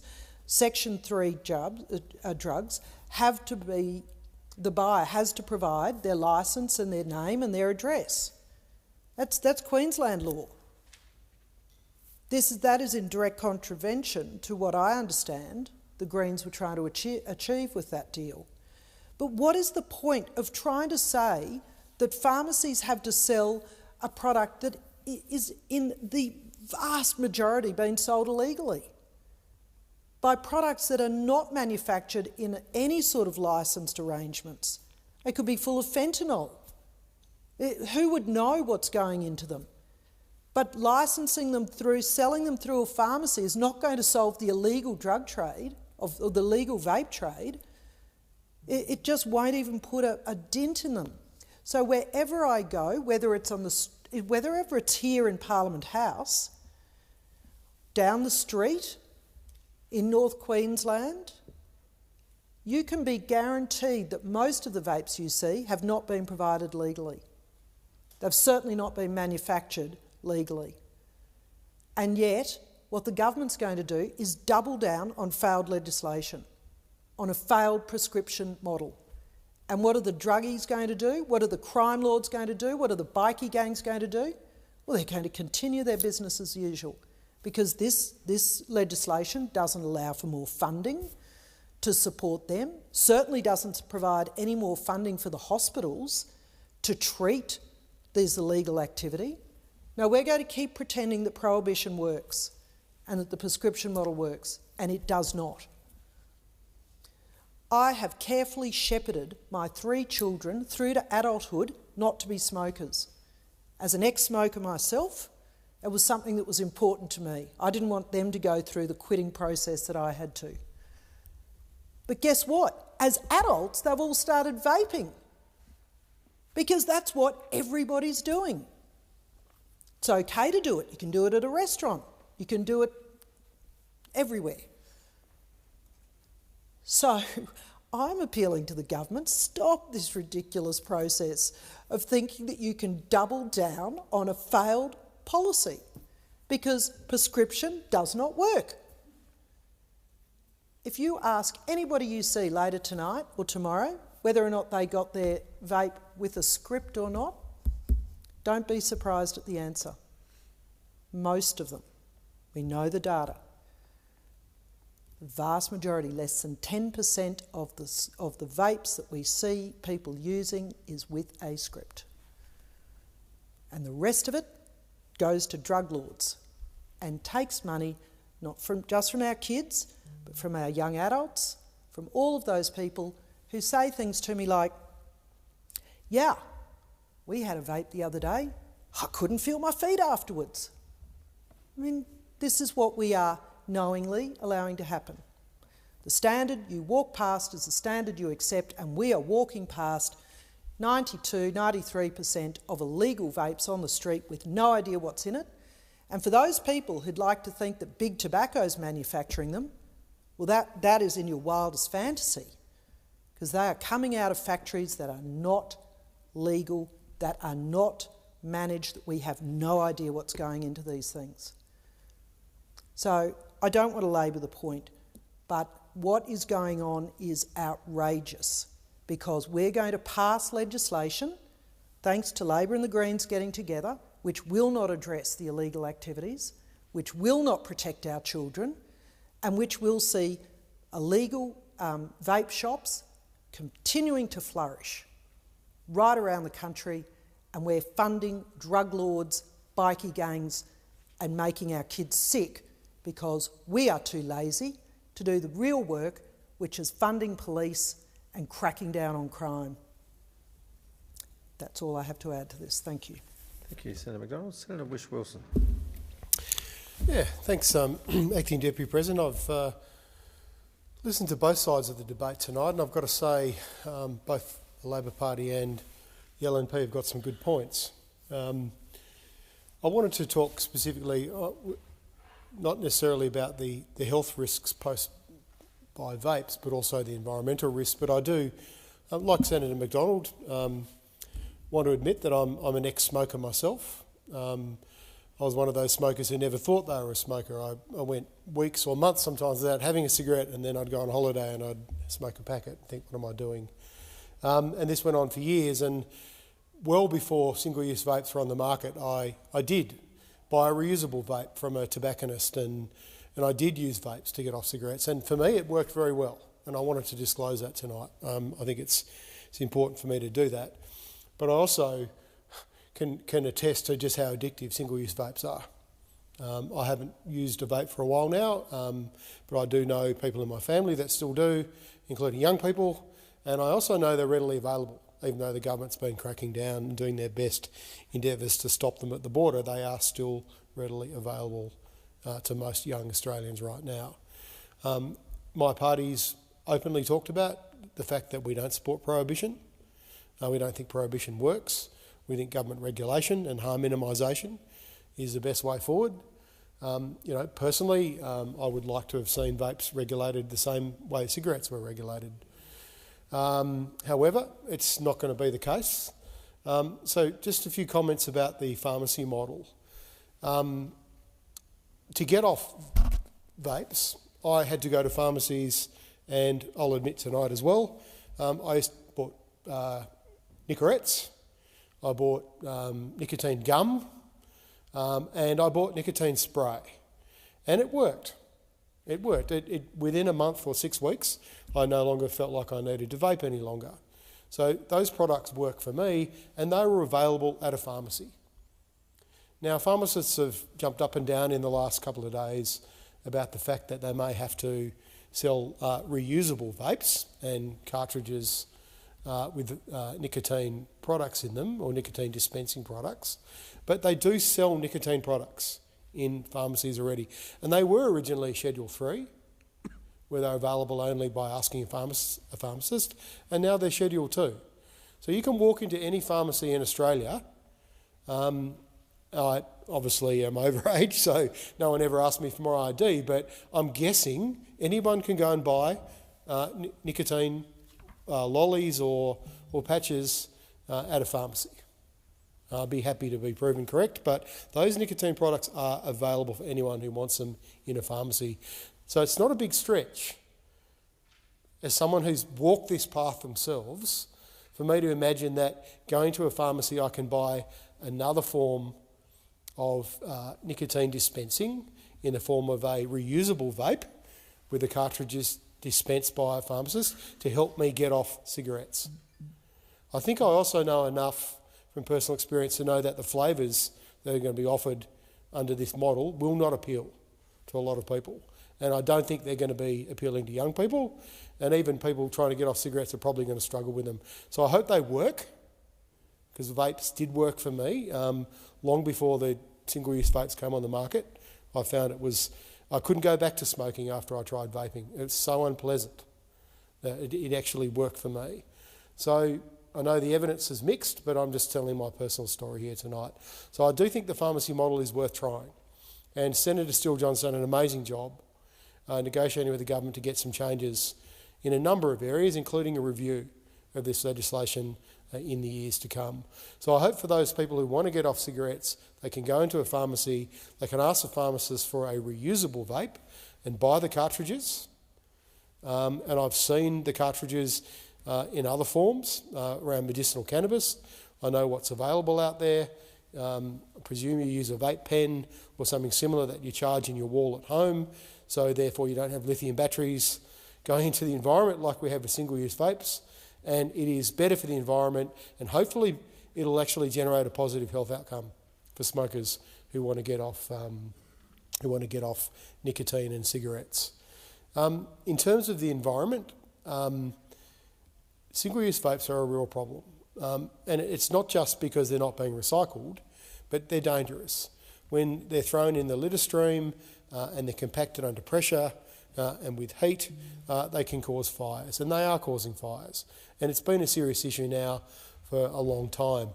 I've talked to some recyclers about how they're dealing with this issue, and I know there's some places where they're just literally being crushed in special machines where they can't start fires, and I have no idea what they're being used for in terms of the aggregates that they're forming from crushing these vapes. But at the moment, they can be potentially recycled, but they're not. But at the end of the day, we don't want them for health reasons, and there's a better alternative than having a product on the market that most people are just going to throw away, and it's going to make its way to landfill, or it's going to start a fire in a garbage truck. And I'm sure Senator Sheldon, through his work with truck drivers, knows just how dangerous it is at the moment for many workers in the waste disposal industry. It's a very serious risk that they are dealing with right now. So I'll be quite glad to see the end of single-use vapes from an environmental point of view. And I would just say to everyone, I think this is a good, the compromise that's been reached here tonight. And like I said, I think both sides have got some valid points. There is going to be a lot of work to do to crack down on the black market. Now the genie's out of the bottle and single-use vapes are popular. It's going to be a lot of hard work to stop them coming in at the border. Organised crime have managed to sell other illicit drugs now for decades and make a lot of money out of them. They're making a lot of money out of vapes already, and there's a big road ahead of us here to actually eliminate them from society and from our waste stream. And I think we should give this a go. And I'm proud of the, I won't say compromise, but I'm proud of the amendments that the Greens have been able to negotiate with the government on this, and we will be supporting this bill. Thank you. Senator Sheldon.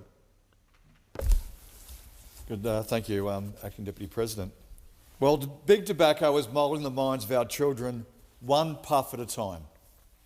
Disposable vapes are brightly coloured, they're bubblegum flavoured, and they're deliberately sold within walking distance of our schools. Steve Robson, the President of the Australian Medical Association, has called vaping one of the greatest public health challenges. The Australian Parents' Council has warned that our children are being used as guinea pigs to test what vaping might do to them in the future. Well, the Albanese government is backing these organisations in taking a strong action to stamp out vaping through stronger legislation, enforcement, education and support. There is strong and consistent evidence that young Australians who vape are around 3 times more likely to take up tobacco smoking compared to young Australians who have never vaped. The latest national data from 2022-23 showed 1 in 6 high school students recently vaped, a 4-fold increase since the previous survey in 2017. When I was the Deputy Chair of the Senate inquiry into tobacco harm reduction back in 2020, I heard about the companies that profit from the death and disease of their customers. The perverse business model of tobacco companies means that politicians must always be alert to their efforts to ease restrictions on tobacco and nicotine. This is why Australia is a signatory to the World Health Organization Framework Convention on Tobacco Control.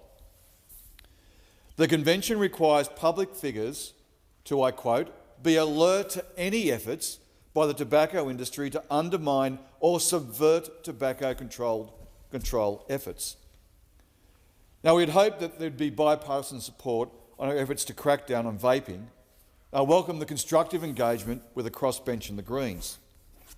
But recent reporting in The Guardian and The Age have outed the companies who are trying to influence Australia's vaping policy, often through third-party fronts. For example, one of the groups who are supporting vaping is the Australian Lotteries and Newsagents Association, whose corporate members include British American Tobacco and Imperial Tobacco and Philip Morris. Now, the Minister, Mark Butler, has said that the only groups who want to regulate and sell vaping products are those who profit once kids get hooked on nicotine, big tobacco and tobacco retailers.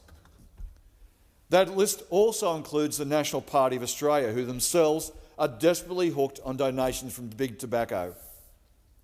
Philip Morris has donated tens of thousands of dollars to the National Party since 2019. British American Tobacco has also made significant donations to the National Party in the last year. Now, in exchange for they got a membership of the Nationals Party Policy Forum, which allowed them to, and I quote, engage proactively on solutions to combat the rapidly growing unregulated nicotine market. Now, clearly, tobacco thinks there's a great return on investment by filling the party coffers of the Nationals. The Public Health Association of Australia, the peak body for public health, have said the Nationals, and I quote, views on vaping are worse than irrelevant, and their proposal is likely to be influenced by the industry which seeks to continue to profit from ill health and nicotine addiction. Now, the Australian Medical Association has said this week that Mr Littleproud, I quote, and the Nationals need to put the health of our children first and say no to toxic vapes, no to harming the health of Australian children, and no to the shameful tactics of big tobacco.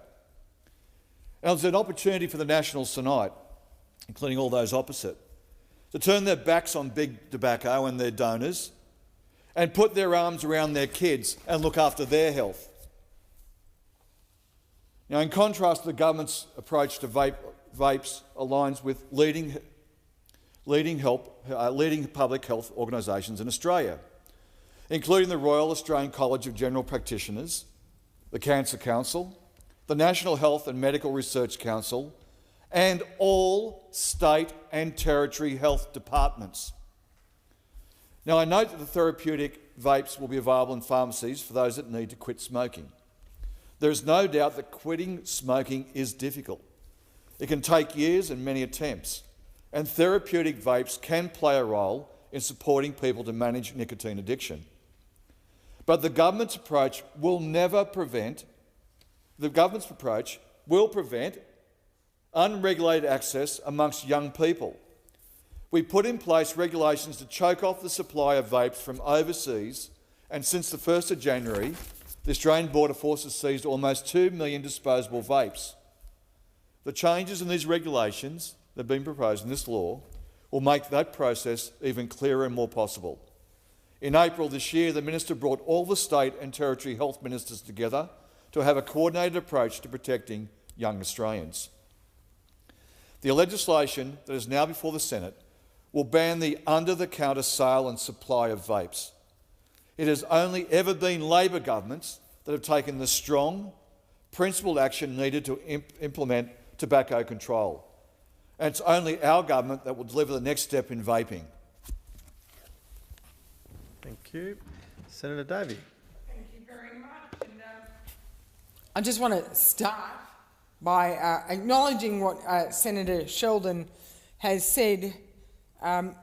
He claimed that big tobacco is killing our children one puff at a time by selling, and according to Senator Sheldon, within walking distance of our schools, brightly coloured, highly flavoured disposable vapes. Now, while he is right that those sorts of vapes are being sold within walking distance of our schools, and unfortunately many of our children are accessing those vapes, they are not the vapes manufactured and marketed by big tobacco. They are the vapes manufactured and marketed by organised crime. Organised crime and the black market. And that will not be fixed by this bill. Now, this is a bit of a confessional tonight with all the ex-smokers standing up and mea culpa. I'm another one. What does that make me? I was a long-term smoker, but I'm lucky because I gave up before vapes were on the market. I was able to kick my habit long before these lovely, fancy, pretty smelling products were made available. So I got away with it. But like others, I now have children. And my children, who I educated, and I was able to say, don't smoke, makes you smell, turns your teeth yellow, makes your hair lacklustre, and let's not talk about the effect on my skin. Really, I'm only 21. And I, like others, I thought my children got it. In fact, my children get it. There's enough still smokers in my family. My children are like, yeah, smoking stinks. Unfortunately, vaping doesn't. Vaping doesn't stink. And unfortunately, when vaping first came out and people were, this is a healthier alternative to smoking. Well, I never believed it because all you're doing is swapping one addiction for another, as we heard from Senator Whish-Wilson, swapping one addiction for another, and then he had to swap it for other addictions like chewing gum and spray until finally he was able to kick it, and I congratulate him because nicotine is a very strong addiction. Let me be clear about that. But originally vapes were the healthier alternative, and somehow our kids fell for that, and they also fell for this fancy smelling vape doesn't actually contain nicotine, and thanks to the hard work of Choice magazine, we then find out that most of them actually do contain nicotine, even if they're marketed as non-nicotine vapes. Worse still, some of the other ingredients in them are even more addictive than nicotine, are even more carcinogenic than nicotine. And the worst thing is, the current model does not have any form of quality control for those single-use disposable vapes.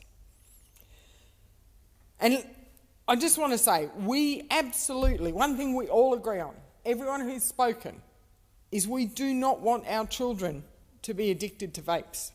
We can all agree on that. And the current model under which nicotine vapes are prescription only, unfortunately isn't working. And it is a model that was our model. We introduced it.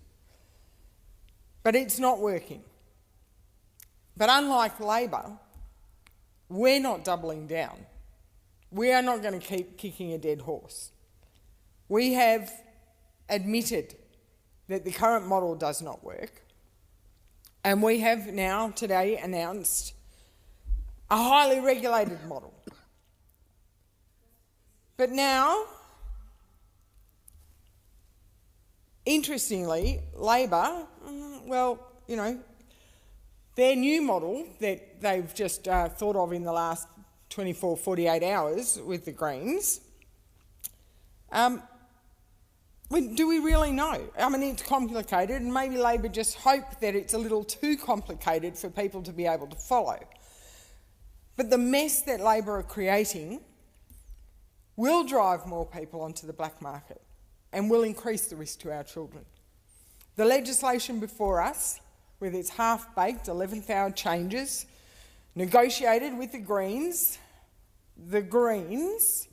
who support legalising all manner of illicit substances, irrespective of health implications.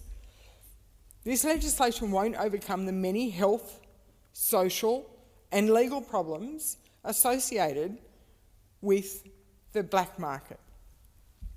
We know that despite the current rather ineffective prohibition model, vaping products are still sold freely, as described by Senator Sheldon. We know children have no difficulty accessing vaping products and are quite openly using them. Walk down to any shopping centre and you see teenagers happily puffing away. Link that with the incredibly fast-growing illegal tobacco market and its underworld connections, and you see how wet lettuce leaf this legislation is. The government has got itself into this situation. They're trying to shut the stable door long after the horse has bolted, but this legislation will not get that horse back into the yards anytime soon. The chaos of the last 24 hours has seen Labor go from being absolutely 100% committed to a prescription-only model to an access-at-all pharmacies model. Order. You'll have your chance, Senator. What was touted as being the strictest vape rules in the world, whereby a person would only be able to access vapes with a prescription from their doctor, mind you, good luck to see a doctor, then now anyone over the age of 18 can access a vape just by walking into their pharmacy. And if you're under 18, you can get a vape with a prescription. This reminds me of the 70s when my mother used to send me toddling off to the corner shop with a note saying I was allowed to buy her cigarettes. That's what it reminds me of. Someone under the age of 18 with a prescription can go and get a vape? I thought we were trying to stop our children getting vapes. And yet Labor are proposing to allow our children to get vapes. I've got grave concerns about that aspect of this bill. Grave concerns. And given the speed of the change of the position from the government, I'm not sure they even know exactly what they've signed up for. But what we do know is the people that they are requiring to be the policemen, the tobacconists and the garbologists for this legislation, well, they didn't know what it was about. They didn't know it was coming. The Pharmacy Guild said the first they heard of it was when they read the Greens press release. The Health Minister did not even have the decency to give them a heads up, not even a half-hour warning to say, hey ho, this is coming your way. Be ready to hang up your flashing neon sign saying vapes available here at a pharmacy near you. The Health Minister defends this by saying pharmacies already sell vapes. Well, that may be so, but under a very, very different model, and a model that was negotiated with pharmacists. The Health Minister says pharmacies can choose whether or not they want to supply vapes. Really? Okay, so now this is an opt-in for pharmacists, but what if none of them decide to opt in? How will that work for this new model? Because we know what will happen, because we're seeing it now. We know that despite the retail sale of nicotine e-cigarettes having only been legal through vapes, through prescription, through pharmacies, that people are walking down the street and acquiring them in ever-increasing numbers. The black market is thriving. So under the Labor government's proposal, I don't believe we'll be any better off. Organised crime will continue to profit from the illegal vape market, and we will be no better off. We know the current prescription-only model has done nothing to limit the use of vaping, especially among young people. In fact, we're seeing numbers increase. Evidence to the Senate inquiry from a criminologist suggested that 9 out of 10 vapers already reject the prescription-only model to buy their products on the black market. And with now 1.5 million Australians vaping and accessing vapes illegally, the bans have created the second largest illegal drug market in the country. So instead of achieving the Health Minister's supposed outcome to stamp out recreational vaping, the risk is it will do the opposite. And then you have the problem of these illegal vapes with unknown ingredients being illegally imported into the country. In the Senate inquiry, my colleague Senator Cadell asked the Police Federation of Australia whether they could enforce the elimination of the illegal vaping black market through prohibition. And they said they clearly could not. And this bill doesn't do enough to fix that. This bill will not curtail the estimated 100 billion black market that imports an estimated 100 million illegal vapes each year.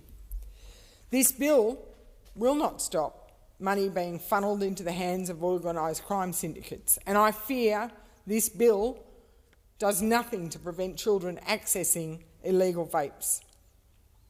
And I fear, because they are illegal, what our children are inhaling through these illegal products. This bill does not adequately fund enforcement measures. It does not address enforcement either at the border adequately or the point of sale. Rather, it puts the burden on pharmacists to be the point of sale enforcement and still leaves the borders woefully unprotected. Our policy to regulate vapes, equivalent to cigarettes, and limit point of sale includes significant funding for enforcement. It includes funding to stand up an illegal tobacco and vaping task force that will crack down on organised crime at the border and crack down on the import of illegal vapes at the border. So this legislation is at best half-baked. We know we have problems with the vape industry. We have a plan to address that through regulation, through quality control, through education, and importantly, through enforcement. And that's what we will do if we have the opportunity from government. Thank you. Thank you. Senator Pratt. Acting President. Well, for more than 50 years, well-qualified public health professionals have been trying to tell Australian governments how to respond to serious public health issues, including smoking and including vaping, including gun laws, seatbelts, batteries in toys, a whole range of really important public health issues. And time again, parliaments prove themselves often too slow to prevent significant harm to the Australian community. But I say this government has listened and acted, and be it on the heads of those opposite who let this pandemic of vaping absolutely explode in our community under their watch. I say that as someone who has been an active vaper and has seen and felt its impact, and that I have in confidence conversations with a great many people about how it has impacted their lives. I come from a family of smokers, and for some time, vaping seemed like it could be a pathway out of smoking. For some, it has been. For others, it elevated their nicotine addiction and therefore upped their need for nicotine in a way that meant they ended up smoking more. We know that big tobacco has links with vaping in Australia and elsewhere, recruiting a new generation to a nicotine addiction. But frankly, I care not whether about those facts, because we are in an entirely new environment and there are a whole range of new industries and new economies connected to the internet and online purchasing that has seen these products penetrate deeply into our community. The daughter of a very good friend of mine who's 14 told me of students in her own class smoking through their jumpers, so hiding the vape under their jumper and sucking it through the fabric, and doing that right there in the classroom. Not just one student at a time, but a number. And it appeared that, and I said, well, what does the teacher do? And, well, I guess the answer seemed to be, well, I guess the teacher has noticed, but they have not been in a position to do anything. And to be honest, it's little wonder that they haven't really been able to act. Because, you know, if you were to think, frankly, about the level of addiction that you've reached with a habit like vaping or smoking, that would, in effect, be the equivalent of coming into the Senate and seeking to have a senator having a vape under their coat because they've reached that level of addiction. Honestly, it breaks my heart to think of the fact that the young people of Australia have been conned into this level of addiction with vanilla, banana, mint, strawberry flavoured nicotine products. I'd used one myself that was frankly shaped like a milkshake, coloured in yellow, flavoured banana. People talk about things that look like highlighter pens. Look, they look like toys. It was absolutely devastating to hear during the Senate inquiry of the Community Affairs Committee into this legislation, to hear the story of a toddler who lost their life because they ingested e-vaping liquid in the unregulated environment that the previous government led us to. You let this idea that vaping was somehow going to be less harmful to the Australian community than smoking. Well, I think it's like comparing apples and oranges, except you're kind of comparing deadly apples and oranges. A high level of nicotine addiction is going to impact your mental health, your cardiovascular system. It may or may not impact your lungs in the same way in terms of cancer risks. But you look at admissions to hospitals from vaping, from young people who've had their lungs collapse. It is not justifiable to make the kinds of comparisons that say vaping is a safer alternative than tobacco. because there's no way a young person would get away with smoking tobacco in their classroom. And in that context, what kind of nicotine?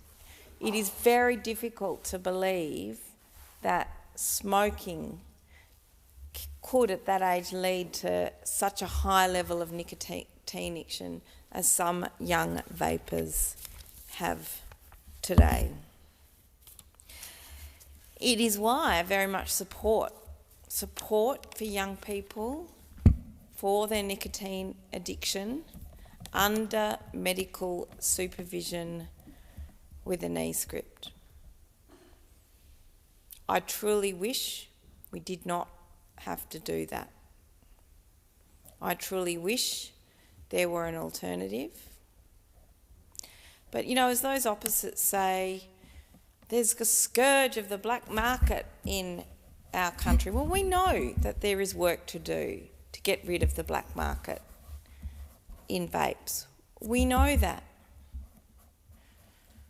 But parents are deprived of being able to have a real conversation with their young people about a serious addiction because they have no way of dealing with that addiction in their household other than to condone, to fight, to argue, to have it take place surreptitiously. It's really important that a parent is actually able to say, hey, let's have a discussion about your vaping and mine, the conversation may well go, or my smoking. Let's go and see the GP about how we cut down on nicotine use and give it up. I even heard a story from a teacher who said, I don't have to buy vapes anymore, I confiscate them off my students. I heard someone else say to me, well, you know, you can discreetly vape on an aeroplane even though it's banned. People do it all the time. But I say, we see you, big tobacco. We see those who hide behind the veneer of this being a safer product that helps people give up smoking. We see through your strawberry milkshake with a cherry on top, flavoured vapes with fun colours to match exactly the youth market that they're aimed at. The tragedy is happening all around us, and the strategy of these marketers is working. And where I started my speech in terms of talking about what public health advocates have said for a long time, where we have had strong policies on tobacco and nicotine control, they have worked. But we have fallen behind in the past decade in regard to e-cigarette control. And in the very diversified economic networks of today, we will, of course, have more work to do in the black market. Yes, indeed, I know of several places in Perth where you can walk in and buy a carton of cigarettes illegally, and I must follow them up and use the hotline to dob them in. But the thing is, when those opposite say, you've got to spend more on law enforcement, these are not either ors. These are not either ors. And public health advocates who are asking for these reforms know this too. Public health organisations like the Public Health Association of Australia, you know, they have membership organisations that include harm minimisation organisations where they have to deal with the reality of drug use in a diversity of circumstances every day. they have to support the health of addicts in their policies every day. And yet they know the difference that policies and law reform, like those that we have before us in the chamber tonight, can make. And I have to say in that regard, while I appreciate the fact that, yes, getting in to see a GP is difficult, equally I am concerned that the Greens have watered down this legislation, and that those opposite, while they say tonight they're going to wave it through, but at the same time most of their speeches seem to oppose it. It's a very confusing repertoire from those opposite, bar the fact that while they say they're now going to wave it through, they didn't negotiate. They didn't, frankly, come to the party to get a strong set of laws through to tackle vaping in our nation in accordance with the strongest health advice. So it's little wonder to me, really, that they will also take donations from big tobacco. I'll tell a funny little anecdote in the last few moments of my speech, and I wasn't going to share it, but in one of those moments in my life where vaping and smoking had led to an elevated nicotine addiction, I had begged a cigarette off someone in the building and I was looking for a light. Anyway, I saw a cloud of smoke billowing up from chairs just outside the Senate, and there were two young spivs in their skinny black suits, and I went to ask them for a light, and they said, "Oh, sorry, we don't have one. We're vapors. We're vaping." Anyway, they said, "Oh, and where are you from? Who do you work for?" And I said, "Oh, well, I'm Senator Pratt from Western Australia." And they said, "Oh, we're very, very, very sorry. We don't have a light for you, Senator." And I said, "Okay, so where are you from?" I asked these two young men in their black suits. And they said, "Oh, we're from Philip Morris." And so when we talk about the intersection of big tobacco with the vaping industry, I've seen firsthand how real it is inside this building. And I have seen firsthand how those opposite are still taking their money. So you may vote for this legislation. You may have mostly debated and made parliamentary contributions against it. But be it on your heads, the scourge of the health impact of vaping for generations to come because of your inaction. We are working very hard to clean that up, and we have a lot of work to do with the work already done and indeed with these very important reforms before us. I commend the bill to the Senate. Thank you. Senator Canavan. Look, thank you very much, Madam Acting Deputy President. Well, I had my views, I didn't have many views on vaping many years ago.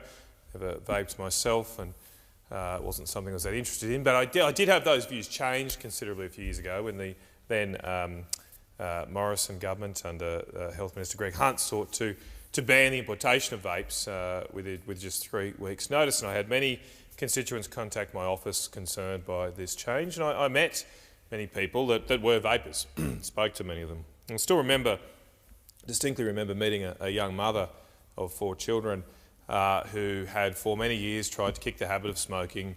It was a terrible, debilitating addiction for her, and it wasn't until she tried vaping that she was able to successfully kick the habit, and that completely changed her life. She had before that time, she had difficulty keeping up with the children, just playing with the children. She'd be short of breath. Obviously, smoking forces you to, well, you generally would go outside, away from the children. That separates you from your children. It wasn't a good existence for her, and vaping changed her life.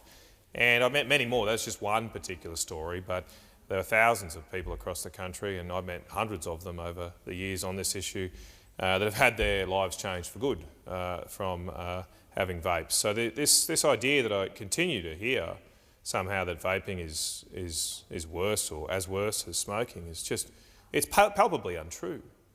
I mean, you just have to speak to people who do it. It's untrue. It's untrue in their own lives, untrue in their lived experience, and it is untrue in the scientific literature. I don't want to spend a lot of time tonight going through Cochrane reviews and reviews of journals, that many of which I've read over the years, but the scientific conclusions are very clear that the ingestion of carcinogenic tobacco as a nicotine delivery system is much, much worse than relying on a vaporised gas to deliver nicotine to the human body.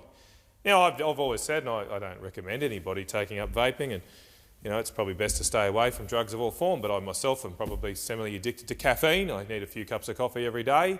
Maybe it does help me, maybe it does some long-term health damage to me. I don't really know. The science seems to change all these things every day of the week. But it's my choice, and as an adult, I think, as a consenting adult, we should generally allow people to make choices which don't otherwise cause debilitating changes to their lives. We allow, of course, people to legally buy cigarettes. We allow, of course, people to consume vast quantities of alcohol, which have terrible social impacts from time to time, but we live in a free society which generally allows adults to make those free choices without the government trying to tell us all what to do. And so I think that generally should be our preference. We should generally prefer, if possible, to let adults make their own choices. And thankfully that ban a few years ago did not come into effect, but there's also a misconception here that somehow vaping is legal, or has been legal until this government acted. It's actually been illegal to sell vapes for many years at the retail level, largely under state legislation in Australia. That would be probably surprising and shocking to many Australians. When you walk down any street, you'll see and trip across multiple shops that are selling vapes, sometimes quite openly, and it's certainly no difficulty to the people I speak to acquire vapes from a variety of stores across the country, including since the government has announced crackdowns on this in the last few months. Clearly we're not winning this so-called war on vapes. It's not something I think that can be won. The government is not in any way serious about the resources it's put towards this effort, and obviously we have limited police and law enforcement resources, and they should be devoted to the most serious of crimes. We have a runaway problem in my home state of car theft, of basic burglary and robbery. Many people feel unsafe in their own homes in Queensland at the moment. I do not want the scarce police resources being devoted to having to run down and police what adults want to do in terms of vaping or smoking or drinking or eating or anything else that adults like to do with each other from time to time. I don't think there is a role for governments in our bedrooms, in our houses. It's really up to each and one of us to make those decisions as we see fit, even if sometimes they're not the best decisions for our long-term health. There is a real issue. There is a real issue with the availability of illegal, dangerous, addictive vaping products in our kids' schools, around children and schools. Real serious issue. But it must be said that that issue has grown under an environment where vaping is illegal. The availability of these products to our children has coincided in a period where the law says that it is illegal to sell vapes anywhere in the country. Illegal to sell it at retail levels, illegal to sell it in the street, illegal to sell it, obviously, at a school or around a school. But it still happened. It still happened. Now, in effect here, what the government's brought to this parliament, despite everything being illegal, is spending more laws here because they've come up with a real solution to this, Madam Acting Deputy President. The government has had a brainwave that all we need to do is make criminal activity illegal. Why didn't we think of this before? Why didn't we think of this before? All we have to do is make crime illegal and then it will all go away. That's the approach of this government. That this is somehow revolutionary. Because it's got something that's already illegal. Now we're coming in and making federal laws on top of the state laws to make it further illegal, and somehow that will stop people being criminals. I mean, it is so absurd that this government thinks that us, by mere signing a piece of paper in this parliament, by putting out some media releases that this problem will all suddenly vanish and disappear. Why hadn't anyone thought of this before? It's clearly not going to have that effect. It hasn't had that effect, even in the period the government has announced these changes months ago now. And there's been no appreciable change to the availability of vaping products in our community, availability of them to our children. It's time to recognise a much more sensible approach here, a balanced approach that balances the rights and freedoms of adults to make choices about their own health, about what they consume, and also protect our children by devoting scarce enforcement resources to that problem, to that issue. And we actually have in front of us a real-world example where the approach that the Coalition has adopted today, the Liberal National Party have adopted today, has worked. It really has worked, and we used to champion this. We've gone quiet about this for now because it's inconvenient to the government to admit this. But over the past few decades, Australia has achieved an enormous success at reducing smoking rates for young Australians, by having an environment where it is legal for adults to buy and sell smokes. They're freely available, very readily available. Yet at the same time, we have significantly reduced the amount of young people that smoke. We've done both those things at the same time. And we've done that through no real rocket science, but we've done that through a very strong education campaign to our children, through enforcing laws in a legal trade for the availability of cigarettes in reputable stores supplied by reputable businesses that are law-abiding and don't allow the emergence of a large black market until recently. I'll come back to that, but generally not allow the emergence of a large black market in cigarettes. And that has allowed us to lead the world in reducing both smoking rates for the overall adult population, but most importantly, of course, that we'd all recognise, most importantly, reduce the smoking rates for children. Now we've got an A-B test here, if you like. That's the A. The B, we've got a B test where we've tried to crack down on vaping for everybody, adults and children alike. And we're doing neither. We've got kids vaping more and more and more, runaway increases in children vaping, and we've got skyrocketing increases in adult vaping too. And then on top of that, we're funding a massive criminal gang network who are abusing the black market that we've allowed to grow by this short-sighted, impossible target we're trying to reach. That's perhaps the most destructive thing we've done right now with our approach, because there is no doubt that criminal gangs in this country are making a lot of money selling vapes to all Australians, including children. That is for helping fund their activities in a variety of criminal activities, probably some of the ones I mentioned earlier that are unrelated to drug crimes per se, but it's helping to fund their broader sale of harder and much more serious drugs. It's helping to fund the importation of illegal tobacco, so-called chop-chop, the colloquial term for it, because right now, you come to this place and you think, are these people live in the real world? I mean, we hear these speeches and they seem so disconnected. I mean, I just have to go down to my kids' sports and you talk to the dads and mums. Some of them do smoke. You talk to them, you ask them. Next time, the senators here, go and ask those parents, where do you get your smokes from? Where do you buy them from? Maybe they won't be honest to you if they know you're a senator, but I think generally people don't care. And almost everyone to a man, where I live now, they don't pay $50 a pack. They're not doing that. They go and pay $15, $20 a pack at different stores. It's all under the table. It's not seen. We see that in the government revenue. The government revenue of tobacco excise is falling off a cliff. Obviously, that's because it's not, and government smoking rates aren't falling off a cliff anymore. They've somewhat plateaued. But our revenue's falling off a cliff because everybody's just going to buy the illegal tobacco because we've allowed this black market to grow, and we think continuing a failed strategy is somehow going to fix it. It's not. It's not. We should look to replicate the success we've clearly achieved with a balanced approach which allows adults to be free, regulate a market, and put all of our resources into educating our children, into keeping it away from kids, cracking down on anybody that is supplying vapes to young children. That should be a criminal offence. We all agree with that, I think, and making the penalties for that very severe. So I welcome the announcement today that a Liberal National Government will see common sense on this issue, adopt the same type of regulation that almost every other developed country in the world has, countries like us, like New Zealand, UK, the US in some states. The US has a very different system, of course, with lots of different approaches across their country, but that basically has a system that replicates the success we've had with smoking rates, regulates vape products, make sure we get rid of these ridiculous flavours and attractions to young children, sell them, as I say, in reputable shops behind cabinets without advertising, and keep them away from our children. That just seems to be complete common sense here. It's hard to see why we would go down any other way.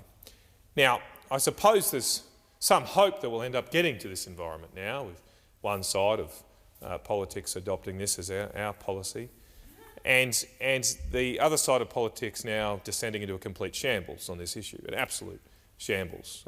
Dog's breakfast now has emerged. We've had the government saying they want to have a prescription model for vapes the last few months, the last year. They were going to require everyone to get a prescription, go to the doctor, take that to a pharmacy and get your vapes that way. Well, in the last, just this week, overnight really, they've announced that no, they're going to walk away from that model and have some other model we don't really know too much about yet, but will just be available over the counter from pharmacists. So we're now going to have the absurd situation in the next few months that over winter, from July 1st, I believe, through to October, so most of winter, a little bit of early spring, you're going to need a prescription to buy a vape from a pharmacy. For those 3 months, you're going to need a prescription. You have to go to the doctor, get your prescription, go to the pharmacy and fill it. That's going to be the law of the land for that 3 months. Then in October, when summer hits, spring, late spring, summer hits, over Christmas, when you add up on holidays, you don't need the prescription anymore. You can just go to the pharmacist and get one over the counter. You have to have some kind of discussion with the pharmacist, apparently. I'm not sure you have to do that every time, or what the situation is. It's not clear. Perhaps hopefully show your ID, because this Schedule 3 that's going on is actually available to kids over 16, so I hope that's not, they better fix that issue. And it's going to be completely different. I mean, I think the citizens of this country deserve to have a government that can at least clearly explain what the law is so people can abide by it. That's just like a basic expectation you would think that the Australian people would have. Because I think most of the people at Vape, that mum I spoke to years ago, most people who have to do this, they want to abide by the law. They don't want to be criminals, but this government is making people into criminals because they have presided over a complete and utter mess of this policy area, of their own making. It's a complete mess. We're going to sit here and vote on this today, and you're going to change the law in a few months' time through change you haven't brought to this place. We haven't seen the scheduling changes in a few months' time. This is ridiculous. And how are you going to expect Australians to be able to comply with the law? Are you going to prosecute people in July, in August, in September if they don't have a prescription? But they might think, hang on, we just saw an announcement from the Health Minister said you don't need a prescription. Oh, no, that doesn't start till October. You didn't read the 5th paragraph of the media release. You're in trouble. I can't believe we're doing this. Why don't we just drop this right now? We don't need, this bill is actually not really needed. It actually doesn't deal with nicotine products, which the government seems very concerned about. It deals with products that deliver nicotine, but not actually relating to nicotine. As I said, there's already laws against that. Don't believe the spin here you're getting. There's already laws against the availability of liquid nicotine. So look, we're not going to fight this right now because it's completely pointless right now. It's not going to last, this particular policy.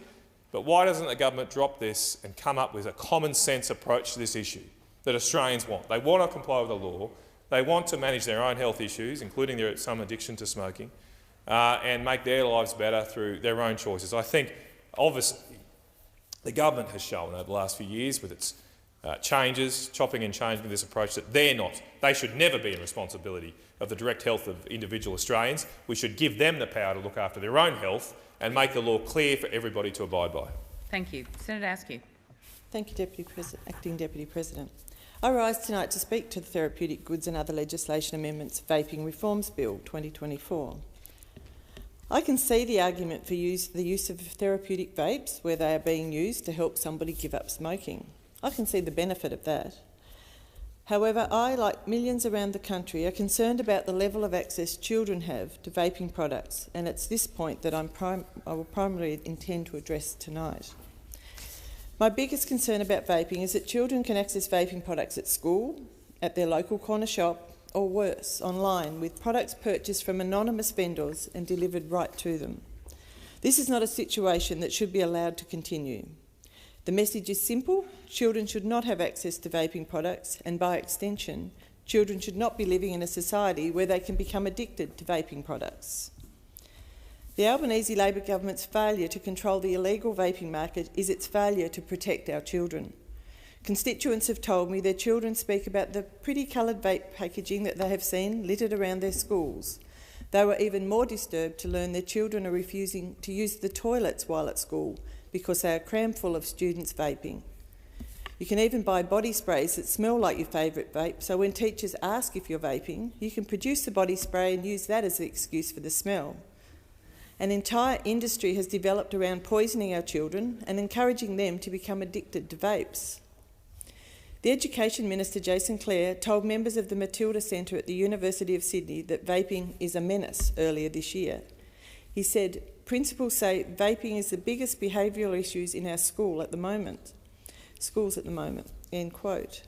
Vaping should not be considered cool or fun or smoking for kids. It is a dangerous habit that will lead to lifelong health problems." A KidSafe Western Australia witness told committee members the proliferation of these unregulated devices into the market has raised some concerns, particularly for young children, around nicotine poisoning, because small amounts of high levels of nicotine can have major effects on a child. Advice from the Royal Children's Hospital Melbourne confirms that even small volumes of liquid nicotine solutions, such as used in vapes, can cause life-threatening toxicity in children. Impacts from nicotine on children can include nausea and vomiting, changes in their heart rate, either too fast or too slow, wheezing and shortness of breath, seizures, respiratory failure, and they can even slip into a coma. The most critical issue we must consider in scrutinising this legislation is that children are still able to access bubblegum, berry and mango-flavoured vapes in fun-coloured packaging. The issue of vaping must be viewed through the lens of protecting our children from these harms.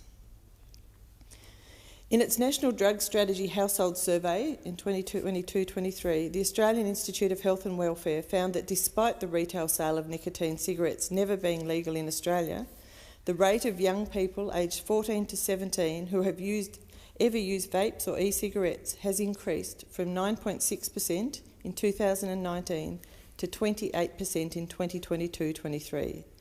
That's almost 3 times that rate in less than 4 years.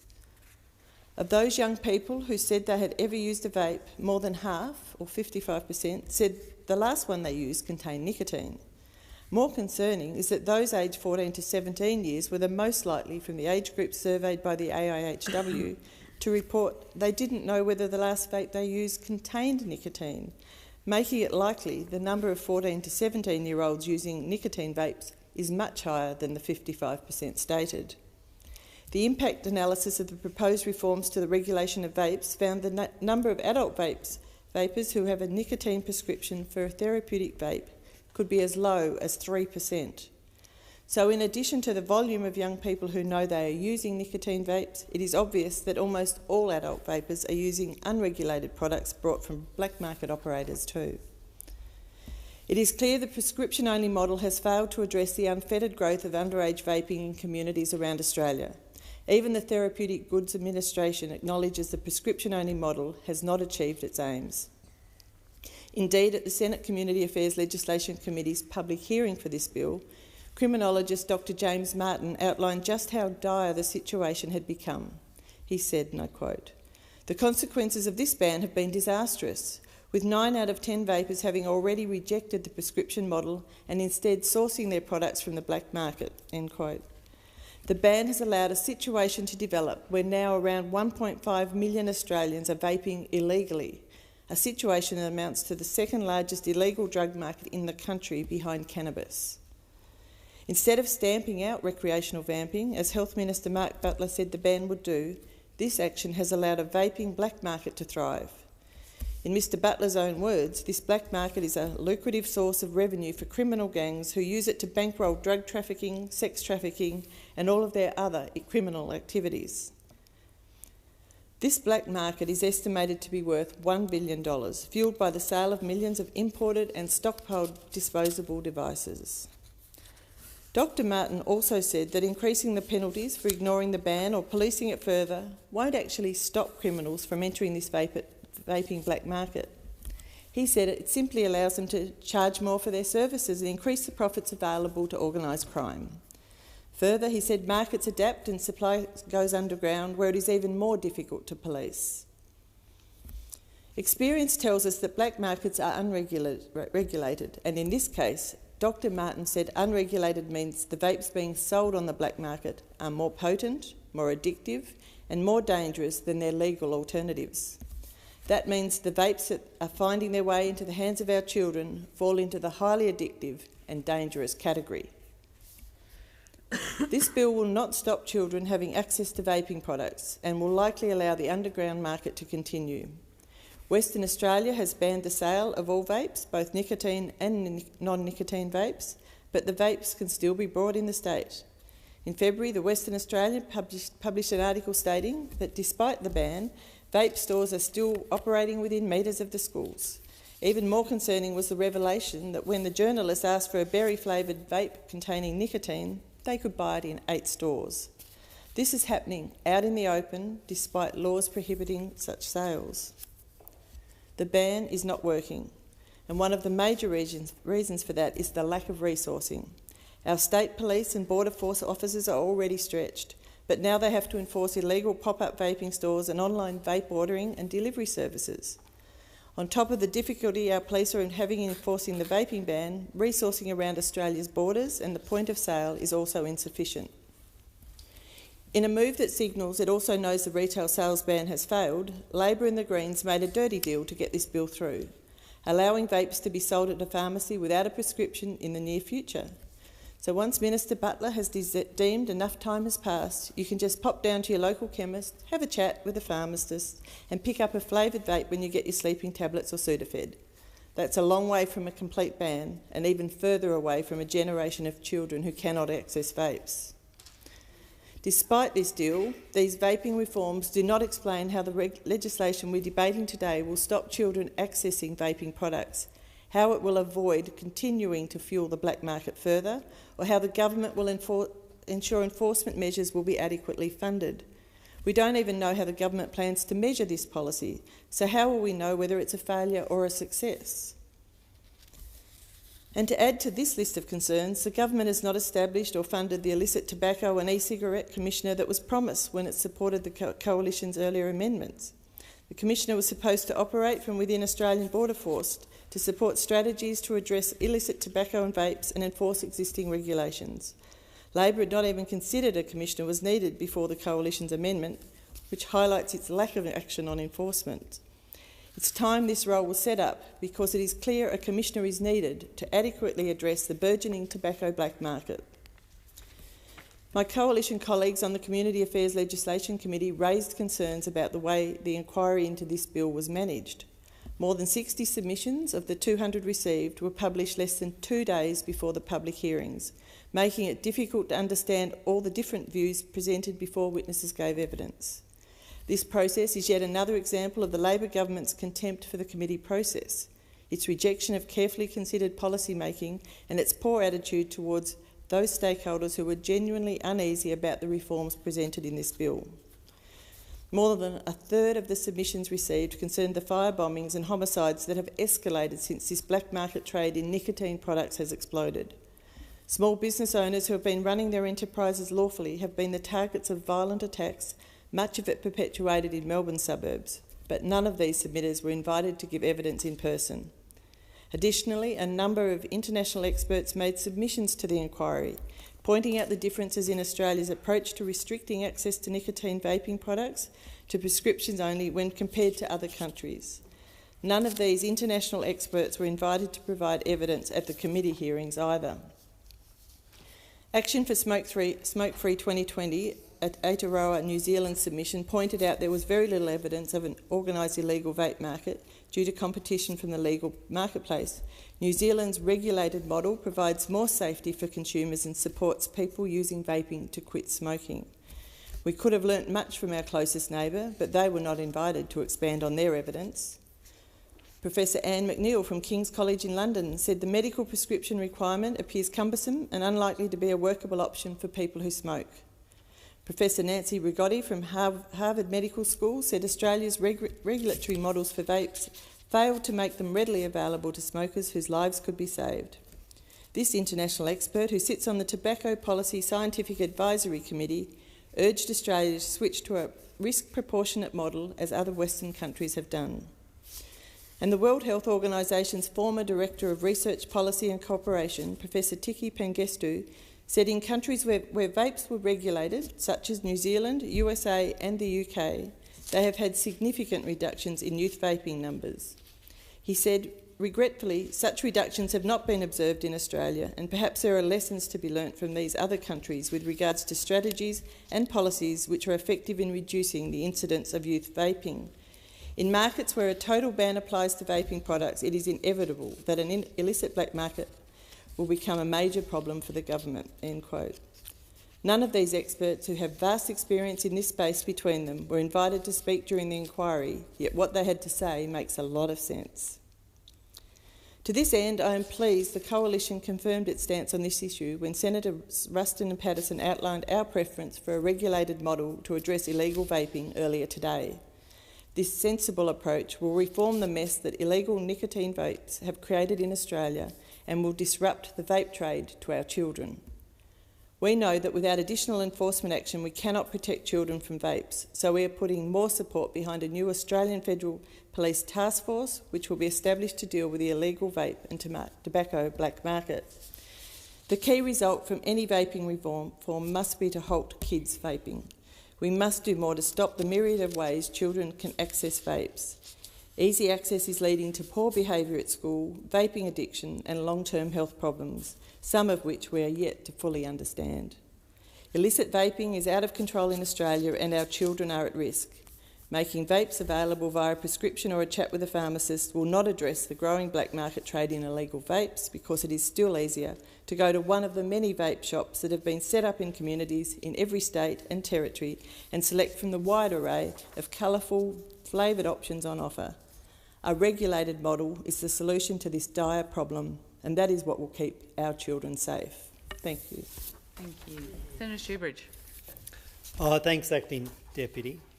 I want to start by acknowledging the work of my colleague Senator Steele-John on behalf of the Greens in navigating a pathway through what is a wicked social problem. And the Greens came to the issue of vaping with a set of solid principles behind the politics of it, based upon the experience of regulating other drugs. And that experience, not just that the Greens have seen, that anyone with their eyes open can see. That's why the Greens' position acknowledges the harm and the addiction possible through vaping and wants to do what we can to treat it as a public health concern. And in treating it as a public health concern, also acknowledge the lessons from the failed efforts to prohibit other drugs. And taking that public health, public interest perspective together, have worked with the government to deliver a set of reforms that we hope gets the balance right. Nobody can suggest that you can just magically put the genie back in the bottle without any disruption after well over a decade of inaction. And we hear from the Coalition that this package is not perfect, they say, that they have some other better solution to it, and I think they've come up with that solution at about 12:15 today, a bit after midday. I think the Coalition came up with their solution after nearly a decade in government. They finally came up with their solution a bit after midday today. And it's the Coles and Woolies approach to it. They want to have vapes available through Coles and Woolies, and that's the Coalition's solution to this quite vexed and difficult social problem. And after a decade in government, they had nothing. They literally left totally unregulated this market. They let millions of Australians get addicted to an unregulated product, and now their solution is give it to Coles and Woolies. That's actually what they're saying, and it's not a serious response to a serious issue. But the package that has been negotiated is a serious response to a serious issue. And what does that look like? Well, that looks like, first of all, ensuring that nobody will go to jail because they've got personal possession of a vape. And for the Greens, that was a non-negotiable element in the discussion. We must learn the lessons of previous efforts and some current and ongoing efforts to prohibit drugs and to punish people because they have an addiction or because they have a drug that one politician doesn't like in their possession. That would not work and will not work. The idea that we would criminalise people for the personal possession of vapes was a non-starter for our party. And thankfully, the package of reforms that have now been negotiated means that will not happen. Nobody will go to jail. Nobody will be having an unfortunate interaction with police. Nobody can be stopped and searched simply because they've got vapes on their possession. And that should be a degree of comfort to young males out in Western Sydney who know they're often targeted by police and who use stop and search powers in relation to cannabis, for example, to stop and search and prevent them from being from just walking down the street. That will not happen from vapes as a result of Greens amendments that have been negotiated. People will be protected, whether the vapes that they have on their possession were legally or illegally purchased. They cannot be stopped by police and searched and prosecuted on that basis. That is an essential protection that we have negotiated through these changes.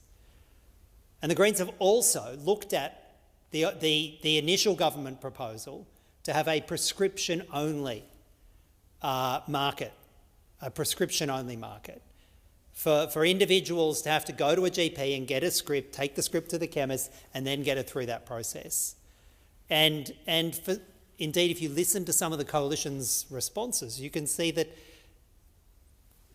a vast amount of evidence suggests that that was going to be deeply problematic. That was going to inevitably drive a large and unregulated black market, and it was going to exclude many particularly vulnerable people from having access to legal vapes, having access to well-regulated vapes, and the Greens could see the difficulty in that.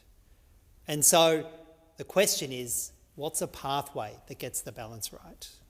Not the Coles and Woolies pathway that the Coalition are proposing, but the pathway that gets the balance right. And that is why the pharmacy model has been incorporated into this. And again, after good faith negotiations, and again I give credit to my colleague, Senator Steele-John, for helping navigate this pathway. And that will mean that people won't need to get a prescription. They won't have to pay sometimes $100 to go and visit their GP, $50, $100, in order to get a script, to then go to the chemist and then get vapes through that pathway. That was going to be such a barrier, particularly to young adults, particularly to people with less income, particularly to people in rural and regional parts of the country where it is so hard to get to see a doctor, even for a serious ailment. That wasn't going to work. And so what's another pathway that isn't the Coalition's Coles and Woolies approach, but is another pathway that has people able to access vapes in a regulated legal market where they can gain some advice about the addictive qualities of it and potentially other options, but still have access to a legal and regulated market without all those barriers.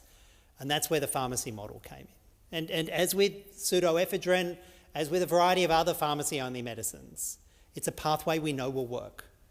And it's a pathway that we know is practical, and it's a pathway which is available wherever there's a pharmacy across the country, which is an extraordinary opportunity, And if there's one thing I've learned in politics from watching the Pharmacy Guild over the last decade and more, is that the Pharmacy Guild normally can tell where a profit will be, and if they can make a profit from a market, they will.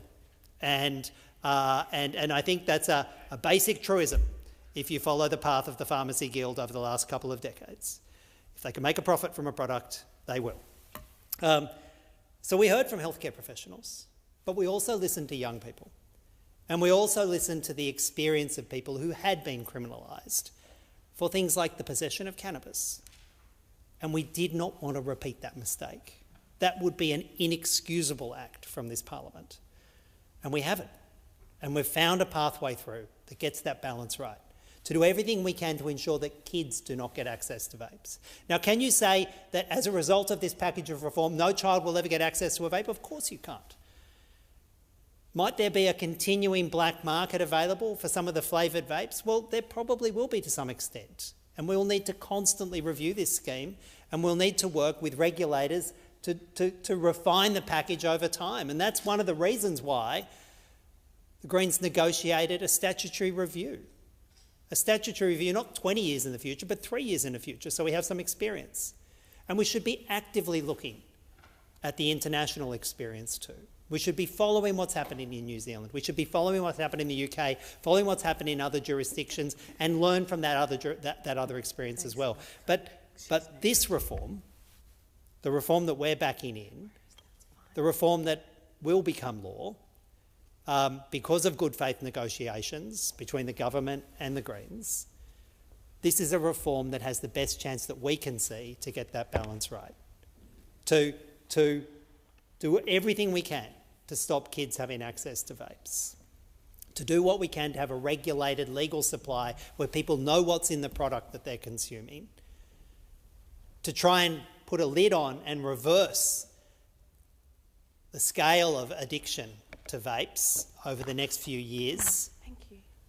And to try and get that public health, public interest lens right.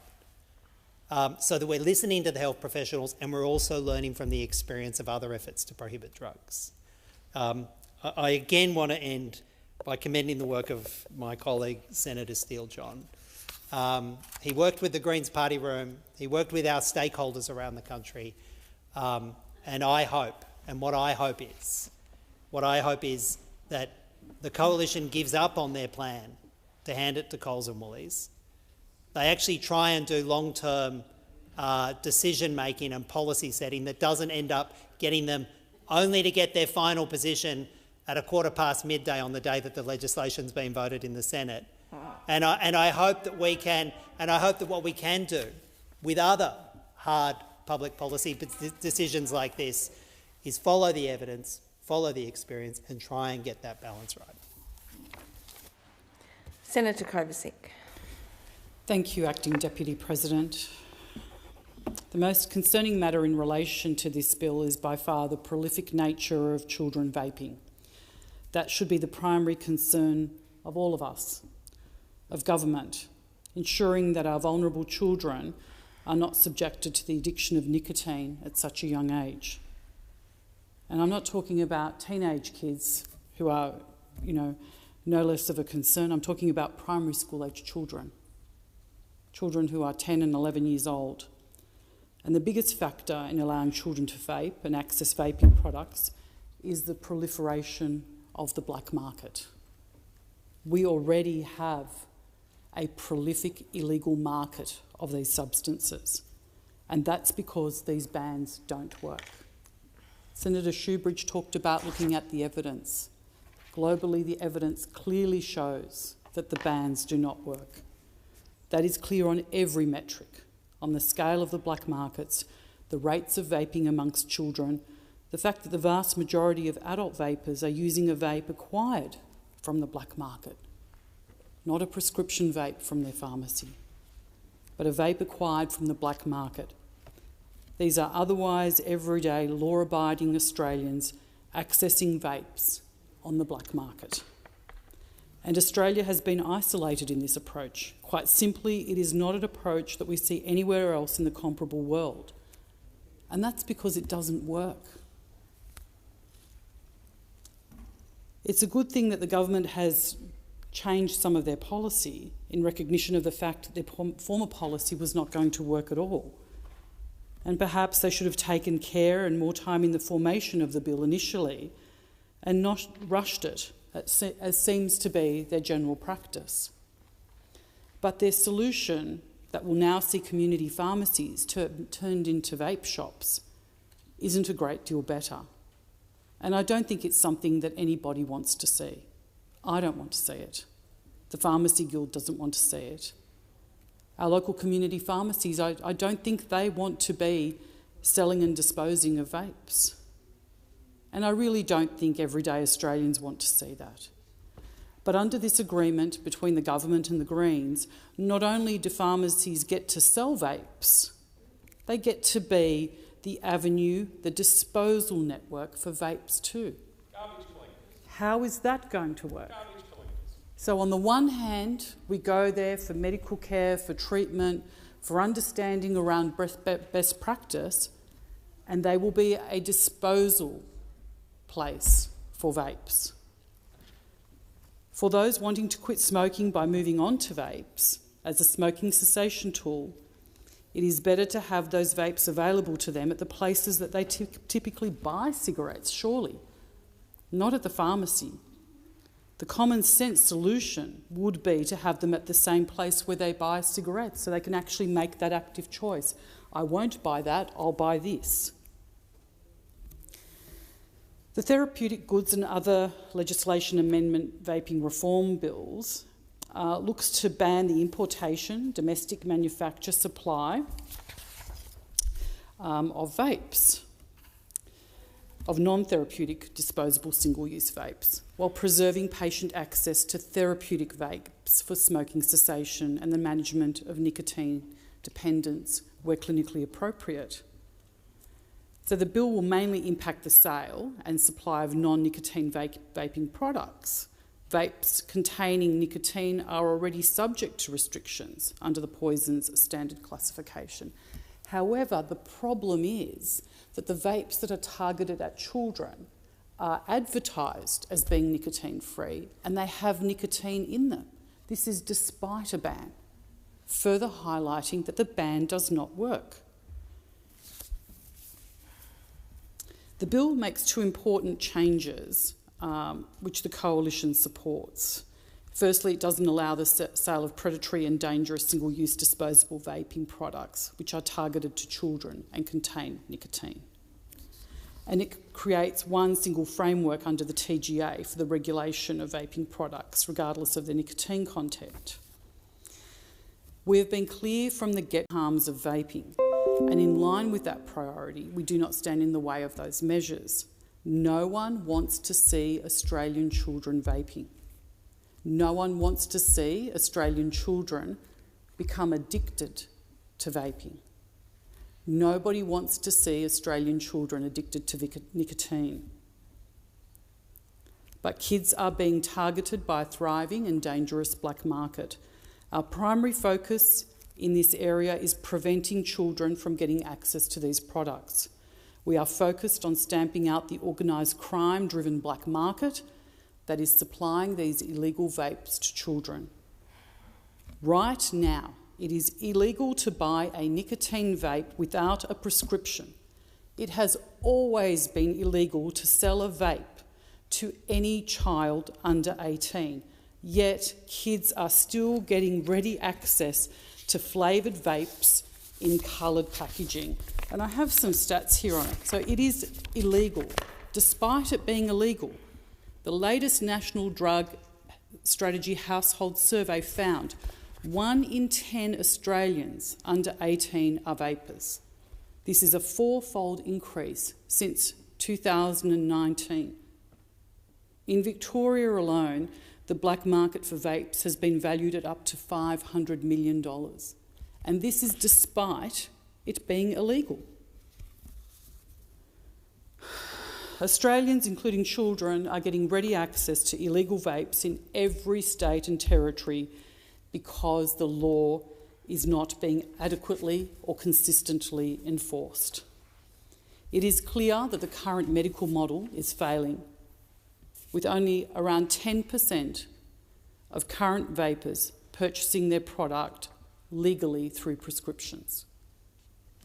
The TGA has acknowledged that the medical model has not achieved its goals. Entrenching the existing failing medical model will not prevent children from having access to vaping products, and it will further drive the sale of these products to the black market.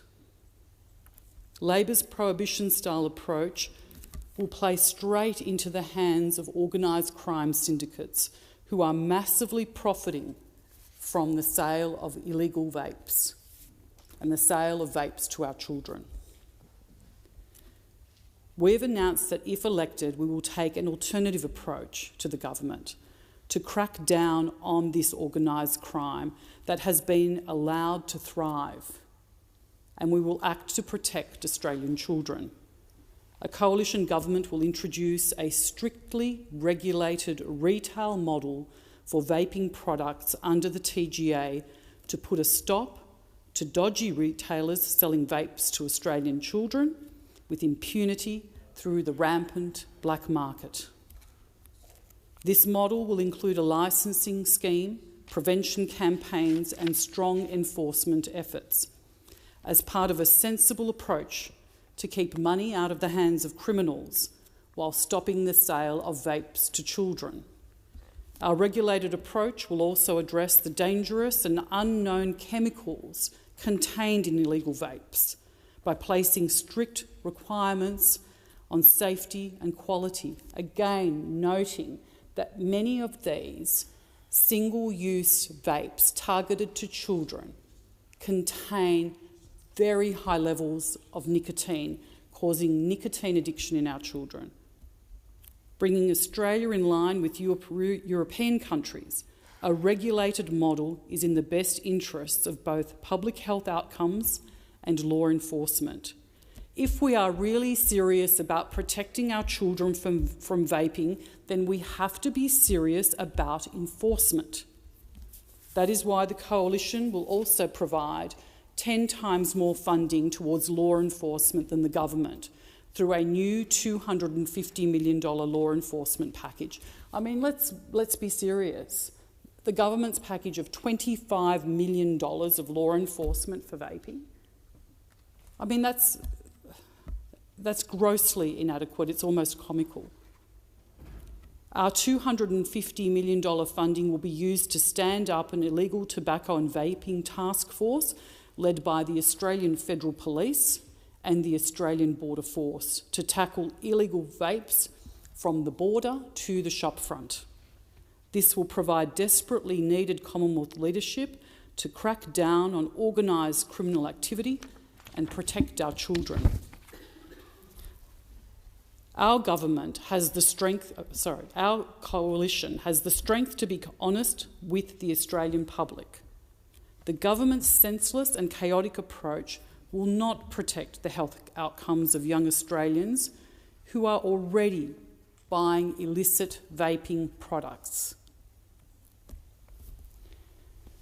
The government's failure to control the illicit vaping market and its failure to protect our children against the proliferation of vaping products has meant that greater scrutiny is absolutely essential. It would be completely irresponsible not to demand further investigation into these issues as they evolve. We did this via a Senate inquiry and we should continue to monitor. Submissions to the inquiry were provided by a wide range of stakeholders and have raised some really significant concerns. Notably, the inquiry highlighted how the illicit vaping black market is out of control and thriving in Australia. We heard evidence through this process that reiterated our concerns that entrenching the failed prescription-only model will not prevent children from having access to vaping products and will further drive the sale of these products to the black market. That is why it is clear that regulating the vaping market through strict and sensible retail-based policies will protect our children from the harms of vaping and will protect our community from organised crime. The Albanese Labor government sought to pass the Public Health Tobacco and Other Products Bill last year without addressing this thriving illicit tobacco trade. Why? The news is filled with stories of fire bombings of cigarette stores and convenience stores as a result of this black market. In a clear acknowledgement of their lack of action on enforcement, the government supported the Coalition's amendment to establish a new illicit tobacco and e-cigarette commissioner within the Australian Border Force. The Coalition welcomed the government's decision to support our amendment and our leadership to protect Australians from the growing black market in both illicit tobacco and illicit vapes. The Commissioner would support developing and implementing strategies for addressing those illicit substances and enforcing existing regulations. We called on the government to act quickly to set up the Commissioner and adequately address the tobacco black market. However, it is clear that the government has failed to do so. They must tell us whether any work, any meaningful work, has been done to establish this critically important commissioner. I would like to finalise my comments with some quotes from the inquiry. The vaping inquiry that myself and Senator Cadell sat on. The committee heard evidence relating to consumer and community safety. We heard that according to the Office of Impact Analysis, proposed reforms to the regulation of vapes analysis, the number of adult vapers who have a nicotine prescription for vapes is as low as 3%, indicating that as many as 97% of adult vapers are purchasing unregulated products. During my exchange with From the Fields Pharmaceutical, Mr. David said, "You just need to look at the numbers. Today there are anywhere from 1.7 million adults who are vaping. Unfortunately, their access point has been through unregulated illegal products which are far more dangerous than regulated products." The Royal Australian College of General Practitioners stated, "Australia is the only country in the world to restrict access to nicotine vaping products on a prescription-only basis." Despite the Australian government being a global outlier, there has been a dramatic increase in youth vaping under this policy. Thank you, Senator Kovacic. Senator Little. Thank you. Well, it's always been illegal to sell vapes and e-cigarettes to minors. Vaping is, of course, addictive, and its contents are often a mystery box to its users. The level of nicotine in one cigarette can equal 50 cigarettes. I'm not going to go over too much why vapes are bad for health, bad for your pocket, bad for the environment, simply just bad. Think cancer, think lung scarring, think poisoning, and think addiction. My focus is on why the Labor's government's response to this product is bad too. It's such a typical response from this Labor government and the Australian Greens. Big announcement, but with little likely impact. With a kaleidoscope of colours and flavours such as peach, grape and lemonade, vapes are packaged and marketed to audiences that entice young people. It is shameful, but sadly successful. In fact, curiously, and curiosity, was the reason for vaping given by 73% of respondents aged 15 to 24 in the National Drug Strategy Household Survey. The outcome of the increase in vaping and e-cigarettes and a delay by this government in delivering this bill has been significant take-up, more nicotine addiction, and of course we've seen in the last 12 months a significant increase in organised crime. It's the story everywhere. In my home state of South Australia, statistics revealed just last week that showed 15% of school-aged students aged 12 to 17 years old used an e-cigarette at least once during the past month. That is 2.4% higher than it was in 2017. Nationally, there has been a six-fold increase in the use of vapes by youth aged 15 to 24 since 2019. The Australian Institute of Health and Welfare states 13% of Australians aged 15 to 24 currently using e-cigarettes were not smoking regular cigarettes in 22 or 2023. Parents I talk to tell stories relayed through their children of kids as young as 11 and 12 hiding out in the school toilets to satisfy what may already be, but what will surely eventually be, a vaping addiction. Walk down any stairwell in any Australian CBD, take a closer look at the street gutters, and you'll see vape cartridges just about everywhere. The illicit trade in South Australia, and no doubt across our nation, is enormous. An 8-week blitz last year took more than 4,000 illegal vapes off South Australian streets, and 12 Adelaide businesses were fined. That's in 8 weeks. In January, more than 13 tonnes of disposable vapes were seized in Adelaide. That illegal haul was the equivalent of 30 grand pianos. I'm interested in all Australians being protected equally where it can be done and reducing harm generally. But as Shadow Minister for Child Protection, this discussion is of particular importance because of those who are more likely to be disproportionately affected when it fails to deliver the outcomes as the Labor Party and the Australian Greens intend it to. Use of e-cigarettes has increased among priority populations in Australia in recent years, including among low socioeconomic status groups, people who haven't finished high school, the unemployed, regional Australians, and those who identify as LGBTQIA+.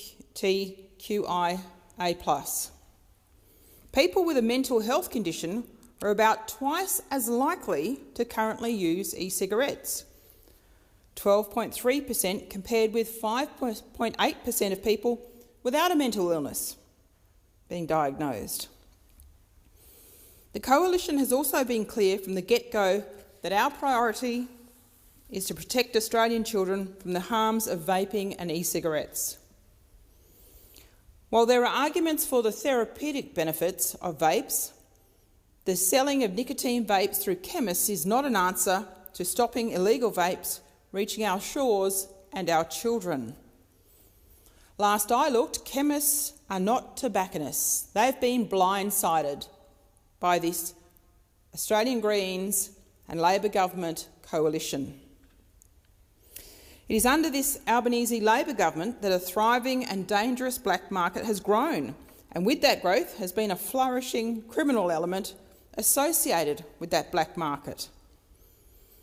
State and territory governments can definitely do better to apply the law, because clearly it's not being adequately applied right now. And of course the Commonwealth, that would be the Albanese government, must do more and can do more.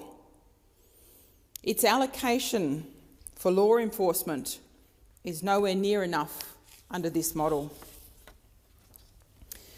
It is illegal to buy a nicotine vape without a prescription. That has always been the case, and I have to say it again. Yet only around 10% of vapers buy their product legally through prescriptions.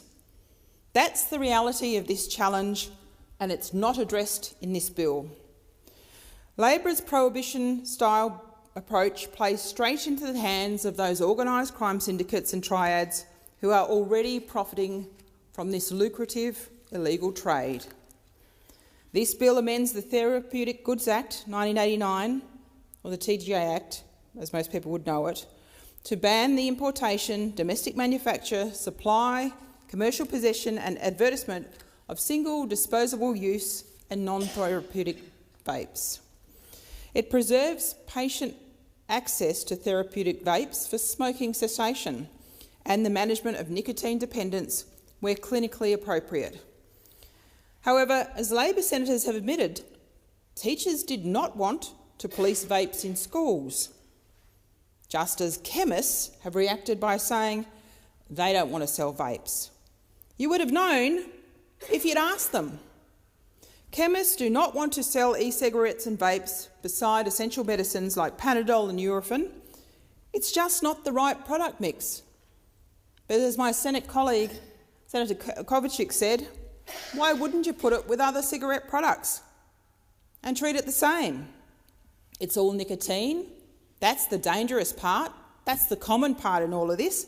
I just don't get why you don't get it. But the Coalition won't stand in the way of passing this bill and supports aspects of it, but fundamentally it's a flawed model. Firstly, it bans predatory and dangerous single-use disposable vaping products popular with children because those single-use products specifically target them. That's a good thing. Secondly, the bill creates one single framework under the TGA for the regulation of all vaping products, regardless of their nicotine content, and the Coalition would do the same in our strictly regulated retail model if elected. But there are some really dumb elements of this bill. This government has already failed to establish or fund its promised illicit tobacco and vaping commissioner. But Australians, hey, they're getting used to broken promises and disappointment from this government. Currently, the vaping black market is estimated to be around $1 billion, which is fuelled by the importation of more than 100 million illicit disposable devices each year. We have all seen the fire bombings, the extortion tactics targeting tobacco and vaping retailers. Yet it is yet another failure on national security under this Albanese Labor government that hasn't been able to be addressed. This Albanese government has failed to adequately explain how it will ensure enforcement measures are properly funded, not just at the border, but also at the point of sale, and how they will measure success or the failure of this policy. Of course, the Coalition government approach will be different to this one. It will introduce a strictly regulated retail model for vaping products under the TGA to put a stop to dodgy retailers selling vapes to Australian children with impunity through the rampant black market. A Coalition will provide 10 times more funding towards law enforcement than Labor through a new $250 million law enforcement package. This funding will be used to stand up to illegal tobacco and vaping task force led by the Australian Federal Police and the Australian Border Force to tackle illegal vapes from the border to the shopfront, because that's what's actually needed. This model will include a licensing scheme, prevention campaigns and strong enforcement efforts as part of a sensible approach to keep money out of the hands of criminals while stopping the sale of vapes to children. Our regulated approach will also address the dangerous and unknown chemicals that are contained in illegal vapes by placing strict requirements on safety and quality.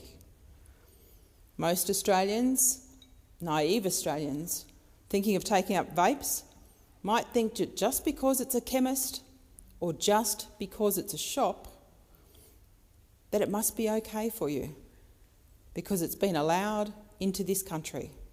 That's why looking more at what's in the vapes is equally as important. European and Western countries already know that a regulated model is in the best interests of both public health outcomes and law enforcement because, well, they're already doing it.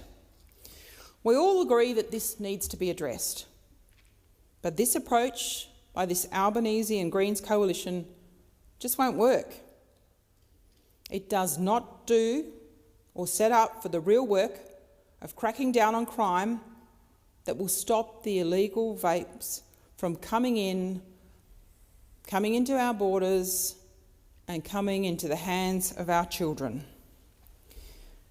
Vapes, as I mentioned earlier, should be regulated in the same way as cigarettes. The model is there, and the model has worked to reduce the smoking of cigarettes over decades and decades. I don't suggest anybody hold your breath for this Labor-Greens alliance approach, because it won't do the job that it could or it should do. Australian parents and children have been sold short by this model. It could be so much better than presented by the Australian Greens and the Albanese Labor government than it has been done in this bill. Senator Scarr. Thank you, Acting Deputy President. For colleagues who are watching, this debate, I reckon I'll go maybe 5 minutes. I promise to go at least 5 minutes, but I'm not going to make any promise to go over 5 minutes. So if you're next on the list, just bear that in mind, please. I want to quote from an article in The Guardian from earlier today. This is an article by Josh Butler and Melissa Davey. Quote, "The lobby group representing pharmacy owners said its members were gobsmacked by a deal between the Greens and Labor, which will see vapes sold over the counter by pharmacists without a prescription, claiming they only heard the changes via media release after the deal was done." End quote. Gobsmacked. I love that word, gobsmacked. It means flabbergasted, astounded. Gob, from the old Irish Gaelic, meaning mouth. Gobsmacked. That's what they were. The pharmacists were gobsmacked. So we've had this wonderful deal which has been done between Labor and the Greens. So Labor and the Greens have gotten together and they've decided their compromise position is we're going to get the pharmacists. We're going to get the pharmacists to sell vaping products without prescription. Wonderful. Except we didn't talk to the pharmacists. We didn't talk to the people who we expected to sell the product.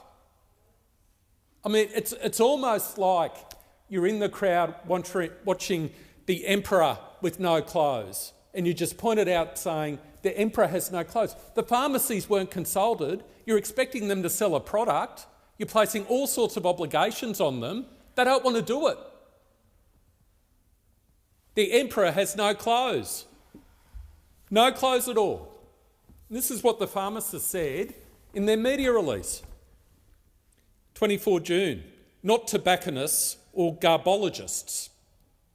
A bill is currently before Parliament to change the current medicine schedule for nicotine-containing vapes from Schedule 4 prescription only to Schedule 3 pharmacist only. The result of the proposed change is that nicotine-containing vapes could be available for purchase through a community pharmacy without the requirement for a valid prescription. The Guild strongly opposes this proposal. In bold, it's there in bold, big bold type. The Guild strongly opposes this proposal. So Labor and the Greens have reached a compromise position requiring, or the compromise position is that pharmacists, only pharmacists, can sell vaping products without prescription, but the pharmacists don't want to do it. The pharmacists don't want to do it. This is quite absurd, absolutely absurd. It's hard to believe we're legislating in this way. It really is genuinely hard to believe. Labor, the Greens make a deal, our wonderful thought bubble, the pharmacists will sell vaping products. But they don't want to do it. What could possibly go wrong? Here's an idea. They won't do it. They won't actually sell the vaping products. And can I give you a reason why? Because I've read every word of the amendment. This is what you expect a pharmacist to do when they're selling this vaping product. You're basically expecting them to do everything a doctor would do when they prescribe these products. Why are they going to spend the time and effort to do everything a doctor would be required to do to prescribe such a product for medicinal purposes when they're not being paid for that? When they can only charge 25 or 35 bucks for the vaping product? This is what they've got to do. Just listen to this list. Just listen to this list. Put yourself in the position of a pharmacist who needs to do this with respect to selling a product worth, say, $25 or $35. And you'll see the absurdity of this proposal. So this is item 11, subsection 6. The pharmacist must. So they need to keep a record of this. Inform the patient or a parent or a guardian of the patient that the therapeutic good is not a listed good or registered good. And B, obtain informed consent from the patient or a parent or a guardian of the patient in relation to and before the supply of the therapeutic good.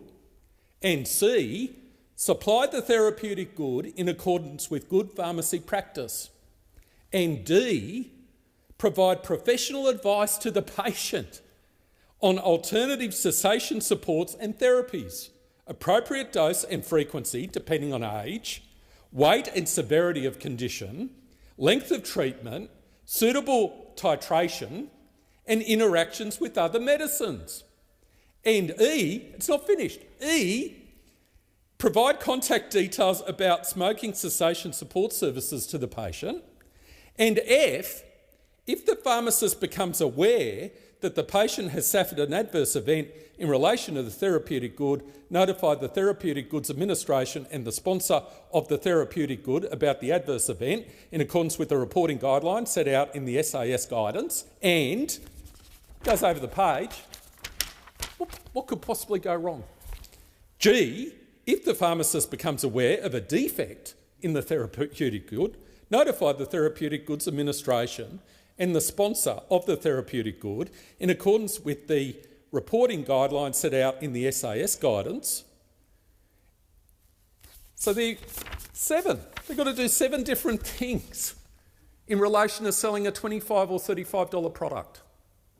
They've essentially got to perform the role of a GP issuing a script, except they're not going to be able to charge for it. What could possibly go wrong? Here's an idea. They won't do it. They won't do it because it's too onerous. They won't do it because they don't want to do it. Because as they say here, this is the people you're expecting to do this. This is what they say. Everyone wants to keep illegal vapes out of the hands of kids and teenagers, but the Senate wants pharmacists to stock vapes next to children's Panadol, cold and flu medicine and emergency contraception. The Senate's expectation that community pharmacies become vape retailers and vape garbage collectors, I haven't even started dealing with that issue. I couldn't find that in the amendment. I don't know if it was intended to actually be in the amendment, but I can't find anything referring to disposal in the amendment. I just make that comment by the way. I know this is being done on the run. The Senate's expectation that community pharmacies become vape retailers and vape garbage collectors is insulting. That's what the people here are expecting, to sell this product and do all those things listed in 11.6A to G. That's what they're telling us. So Labor and the Greens come up with this proposal that the pharmacists, and only pharmacists, will sell vaping products. They put all these burdens onto pharmacists if they choose to do it, and then are you expecting they're going to do it? Why would they? You can't make a profit selling a $25 to $35 product and provide all of that therapeutic advice and do all that record keeping listed in 6A to G. It's impossible. It's impossible. To do that properly, including, and I just want to read this again, just reflect on this, provide professional advice to the patient on alternative cessation supports and therapies, appropriate dose and frequency depending on age, weight and severity of condition, length of treatment, suitable titration and interactions with other medicines. Seriously? I spent a morning with a pharmacist earlier this year after we moved to 60-day prescriptions, and that gave me an insight with respect to the burdens we're placing on our community pharmacists. And I saw the interactions between that pharmacist and their patients, the issues they had to deal with on an unremunerated basis, and the pressure they're under. Owners of community pharmacists who are working 6 or 7 days a week because they cannot afford to employ other pharmacists in their store. I can tell you with that shopping list of things they're required to do under this model, it will not work. You should have the review. I suggest you have the review in a month after the new scheme comes in, rather than in 3 years, because I think after a month we'll know it's a dud. It would have failed miserably. You'll have pharmacists all over Australia having people coming to the pharmacy saying, I want to buy vapes, and the pharmacist will say, we don't do that. You'll actually see, the more I think about it, you'll see a proliferation of signs across community pharmacies all over Australia saying, we do not sell vapes. And what are you going to do then? What's plan B? because you didn't even talk to the people you're expecting to play a key role in relation to this compromise. It's absolutely astounding. I wish you good luck, but I deeply fear this is going to be an unmitigated disaster and you'll be back in this place in a number of months with Plan B, whatever that will be. Senator McAllister, Minister. Thank you, Acting Deputy President. I table a replacement explanatory memorandum relating to the Therapeutic Goods and Other Legislation Amendment Vaping Reforms Bill 2024, and the replacement explanatory memorandum responds to matters raised by the Scrutiny of Bills Committee. Thanks, Jackie. In summing up, can I simply thank senators for their contributions to the debate on this bill, and I commend the bill to the Senate. Thank you. Pursuant to order, the Senate stands adjourned and will meet again tomorrow at 9 a.m.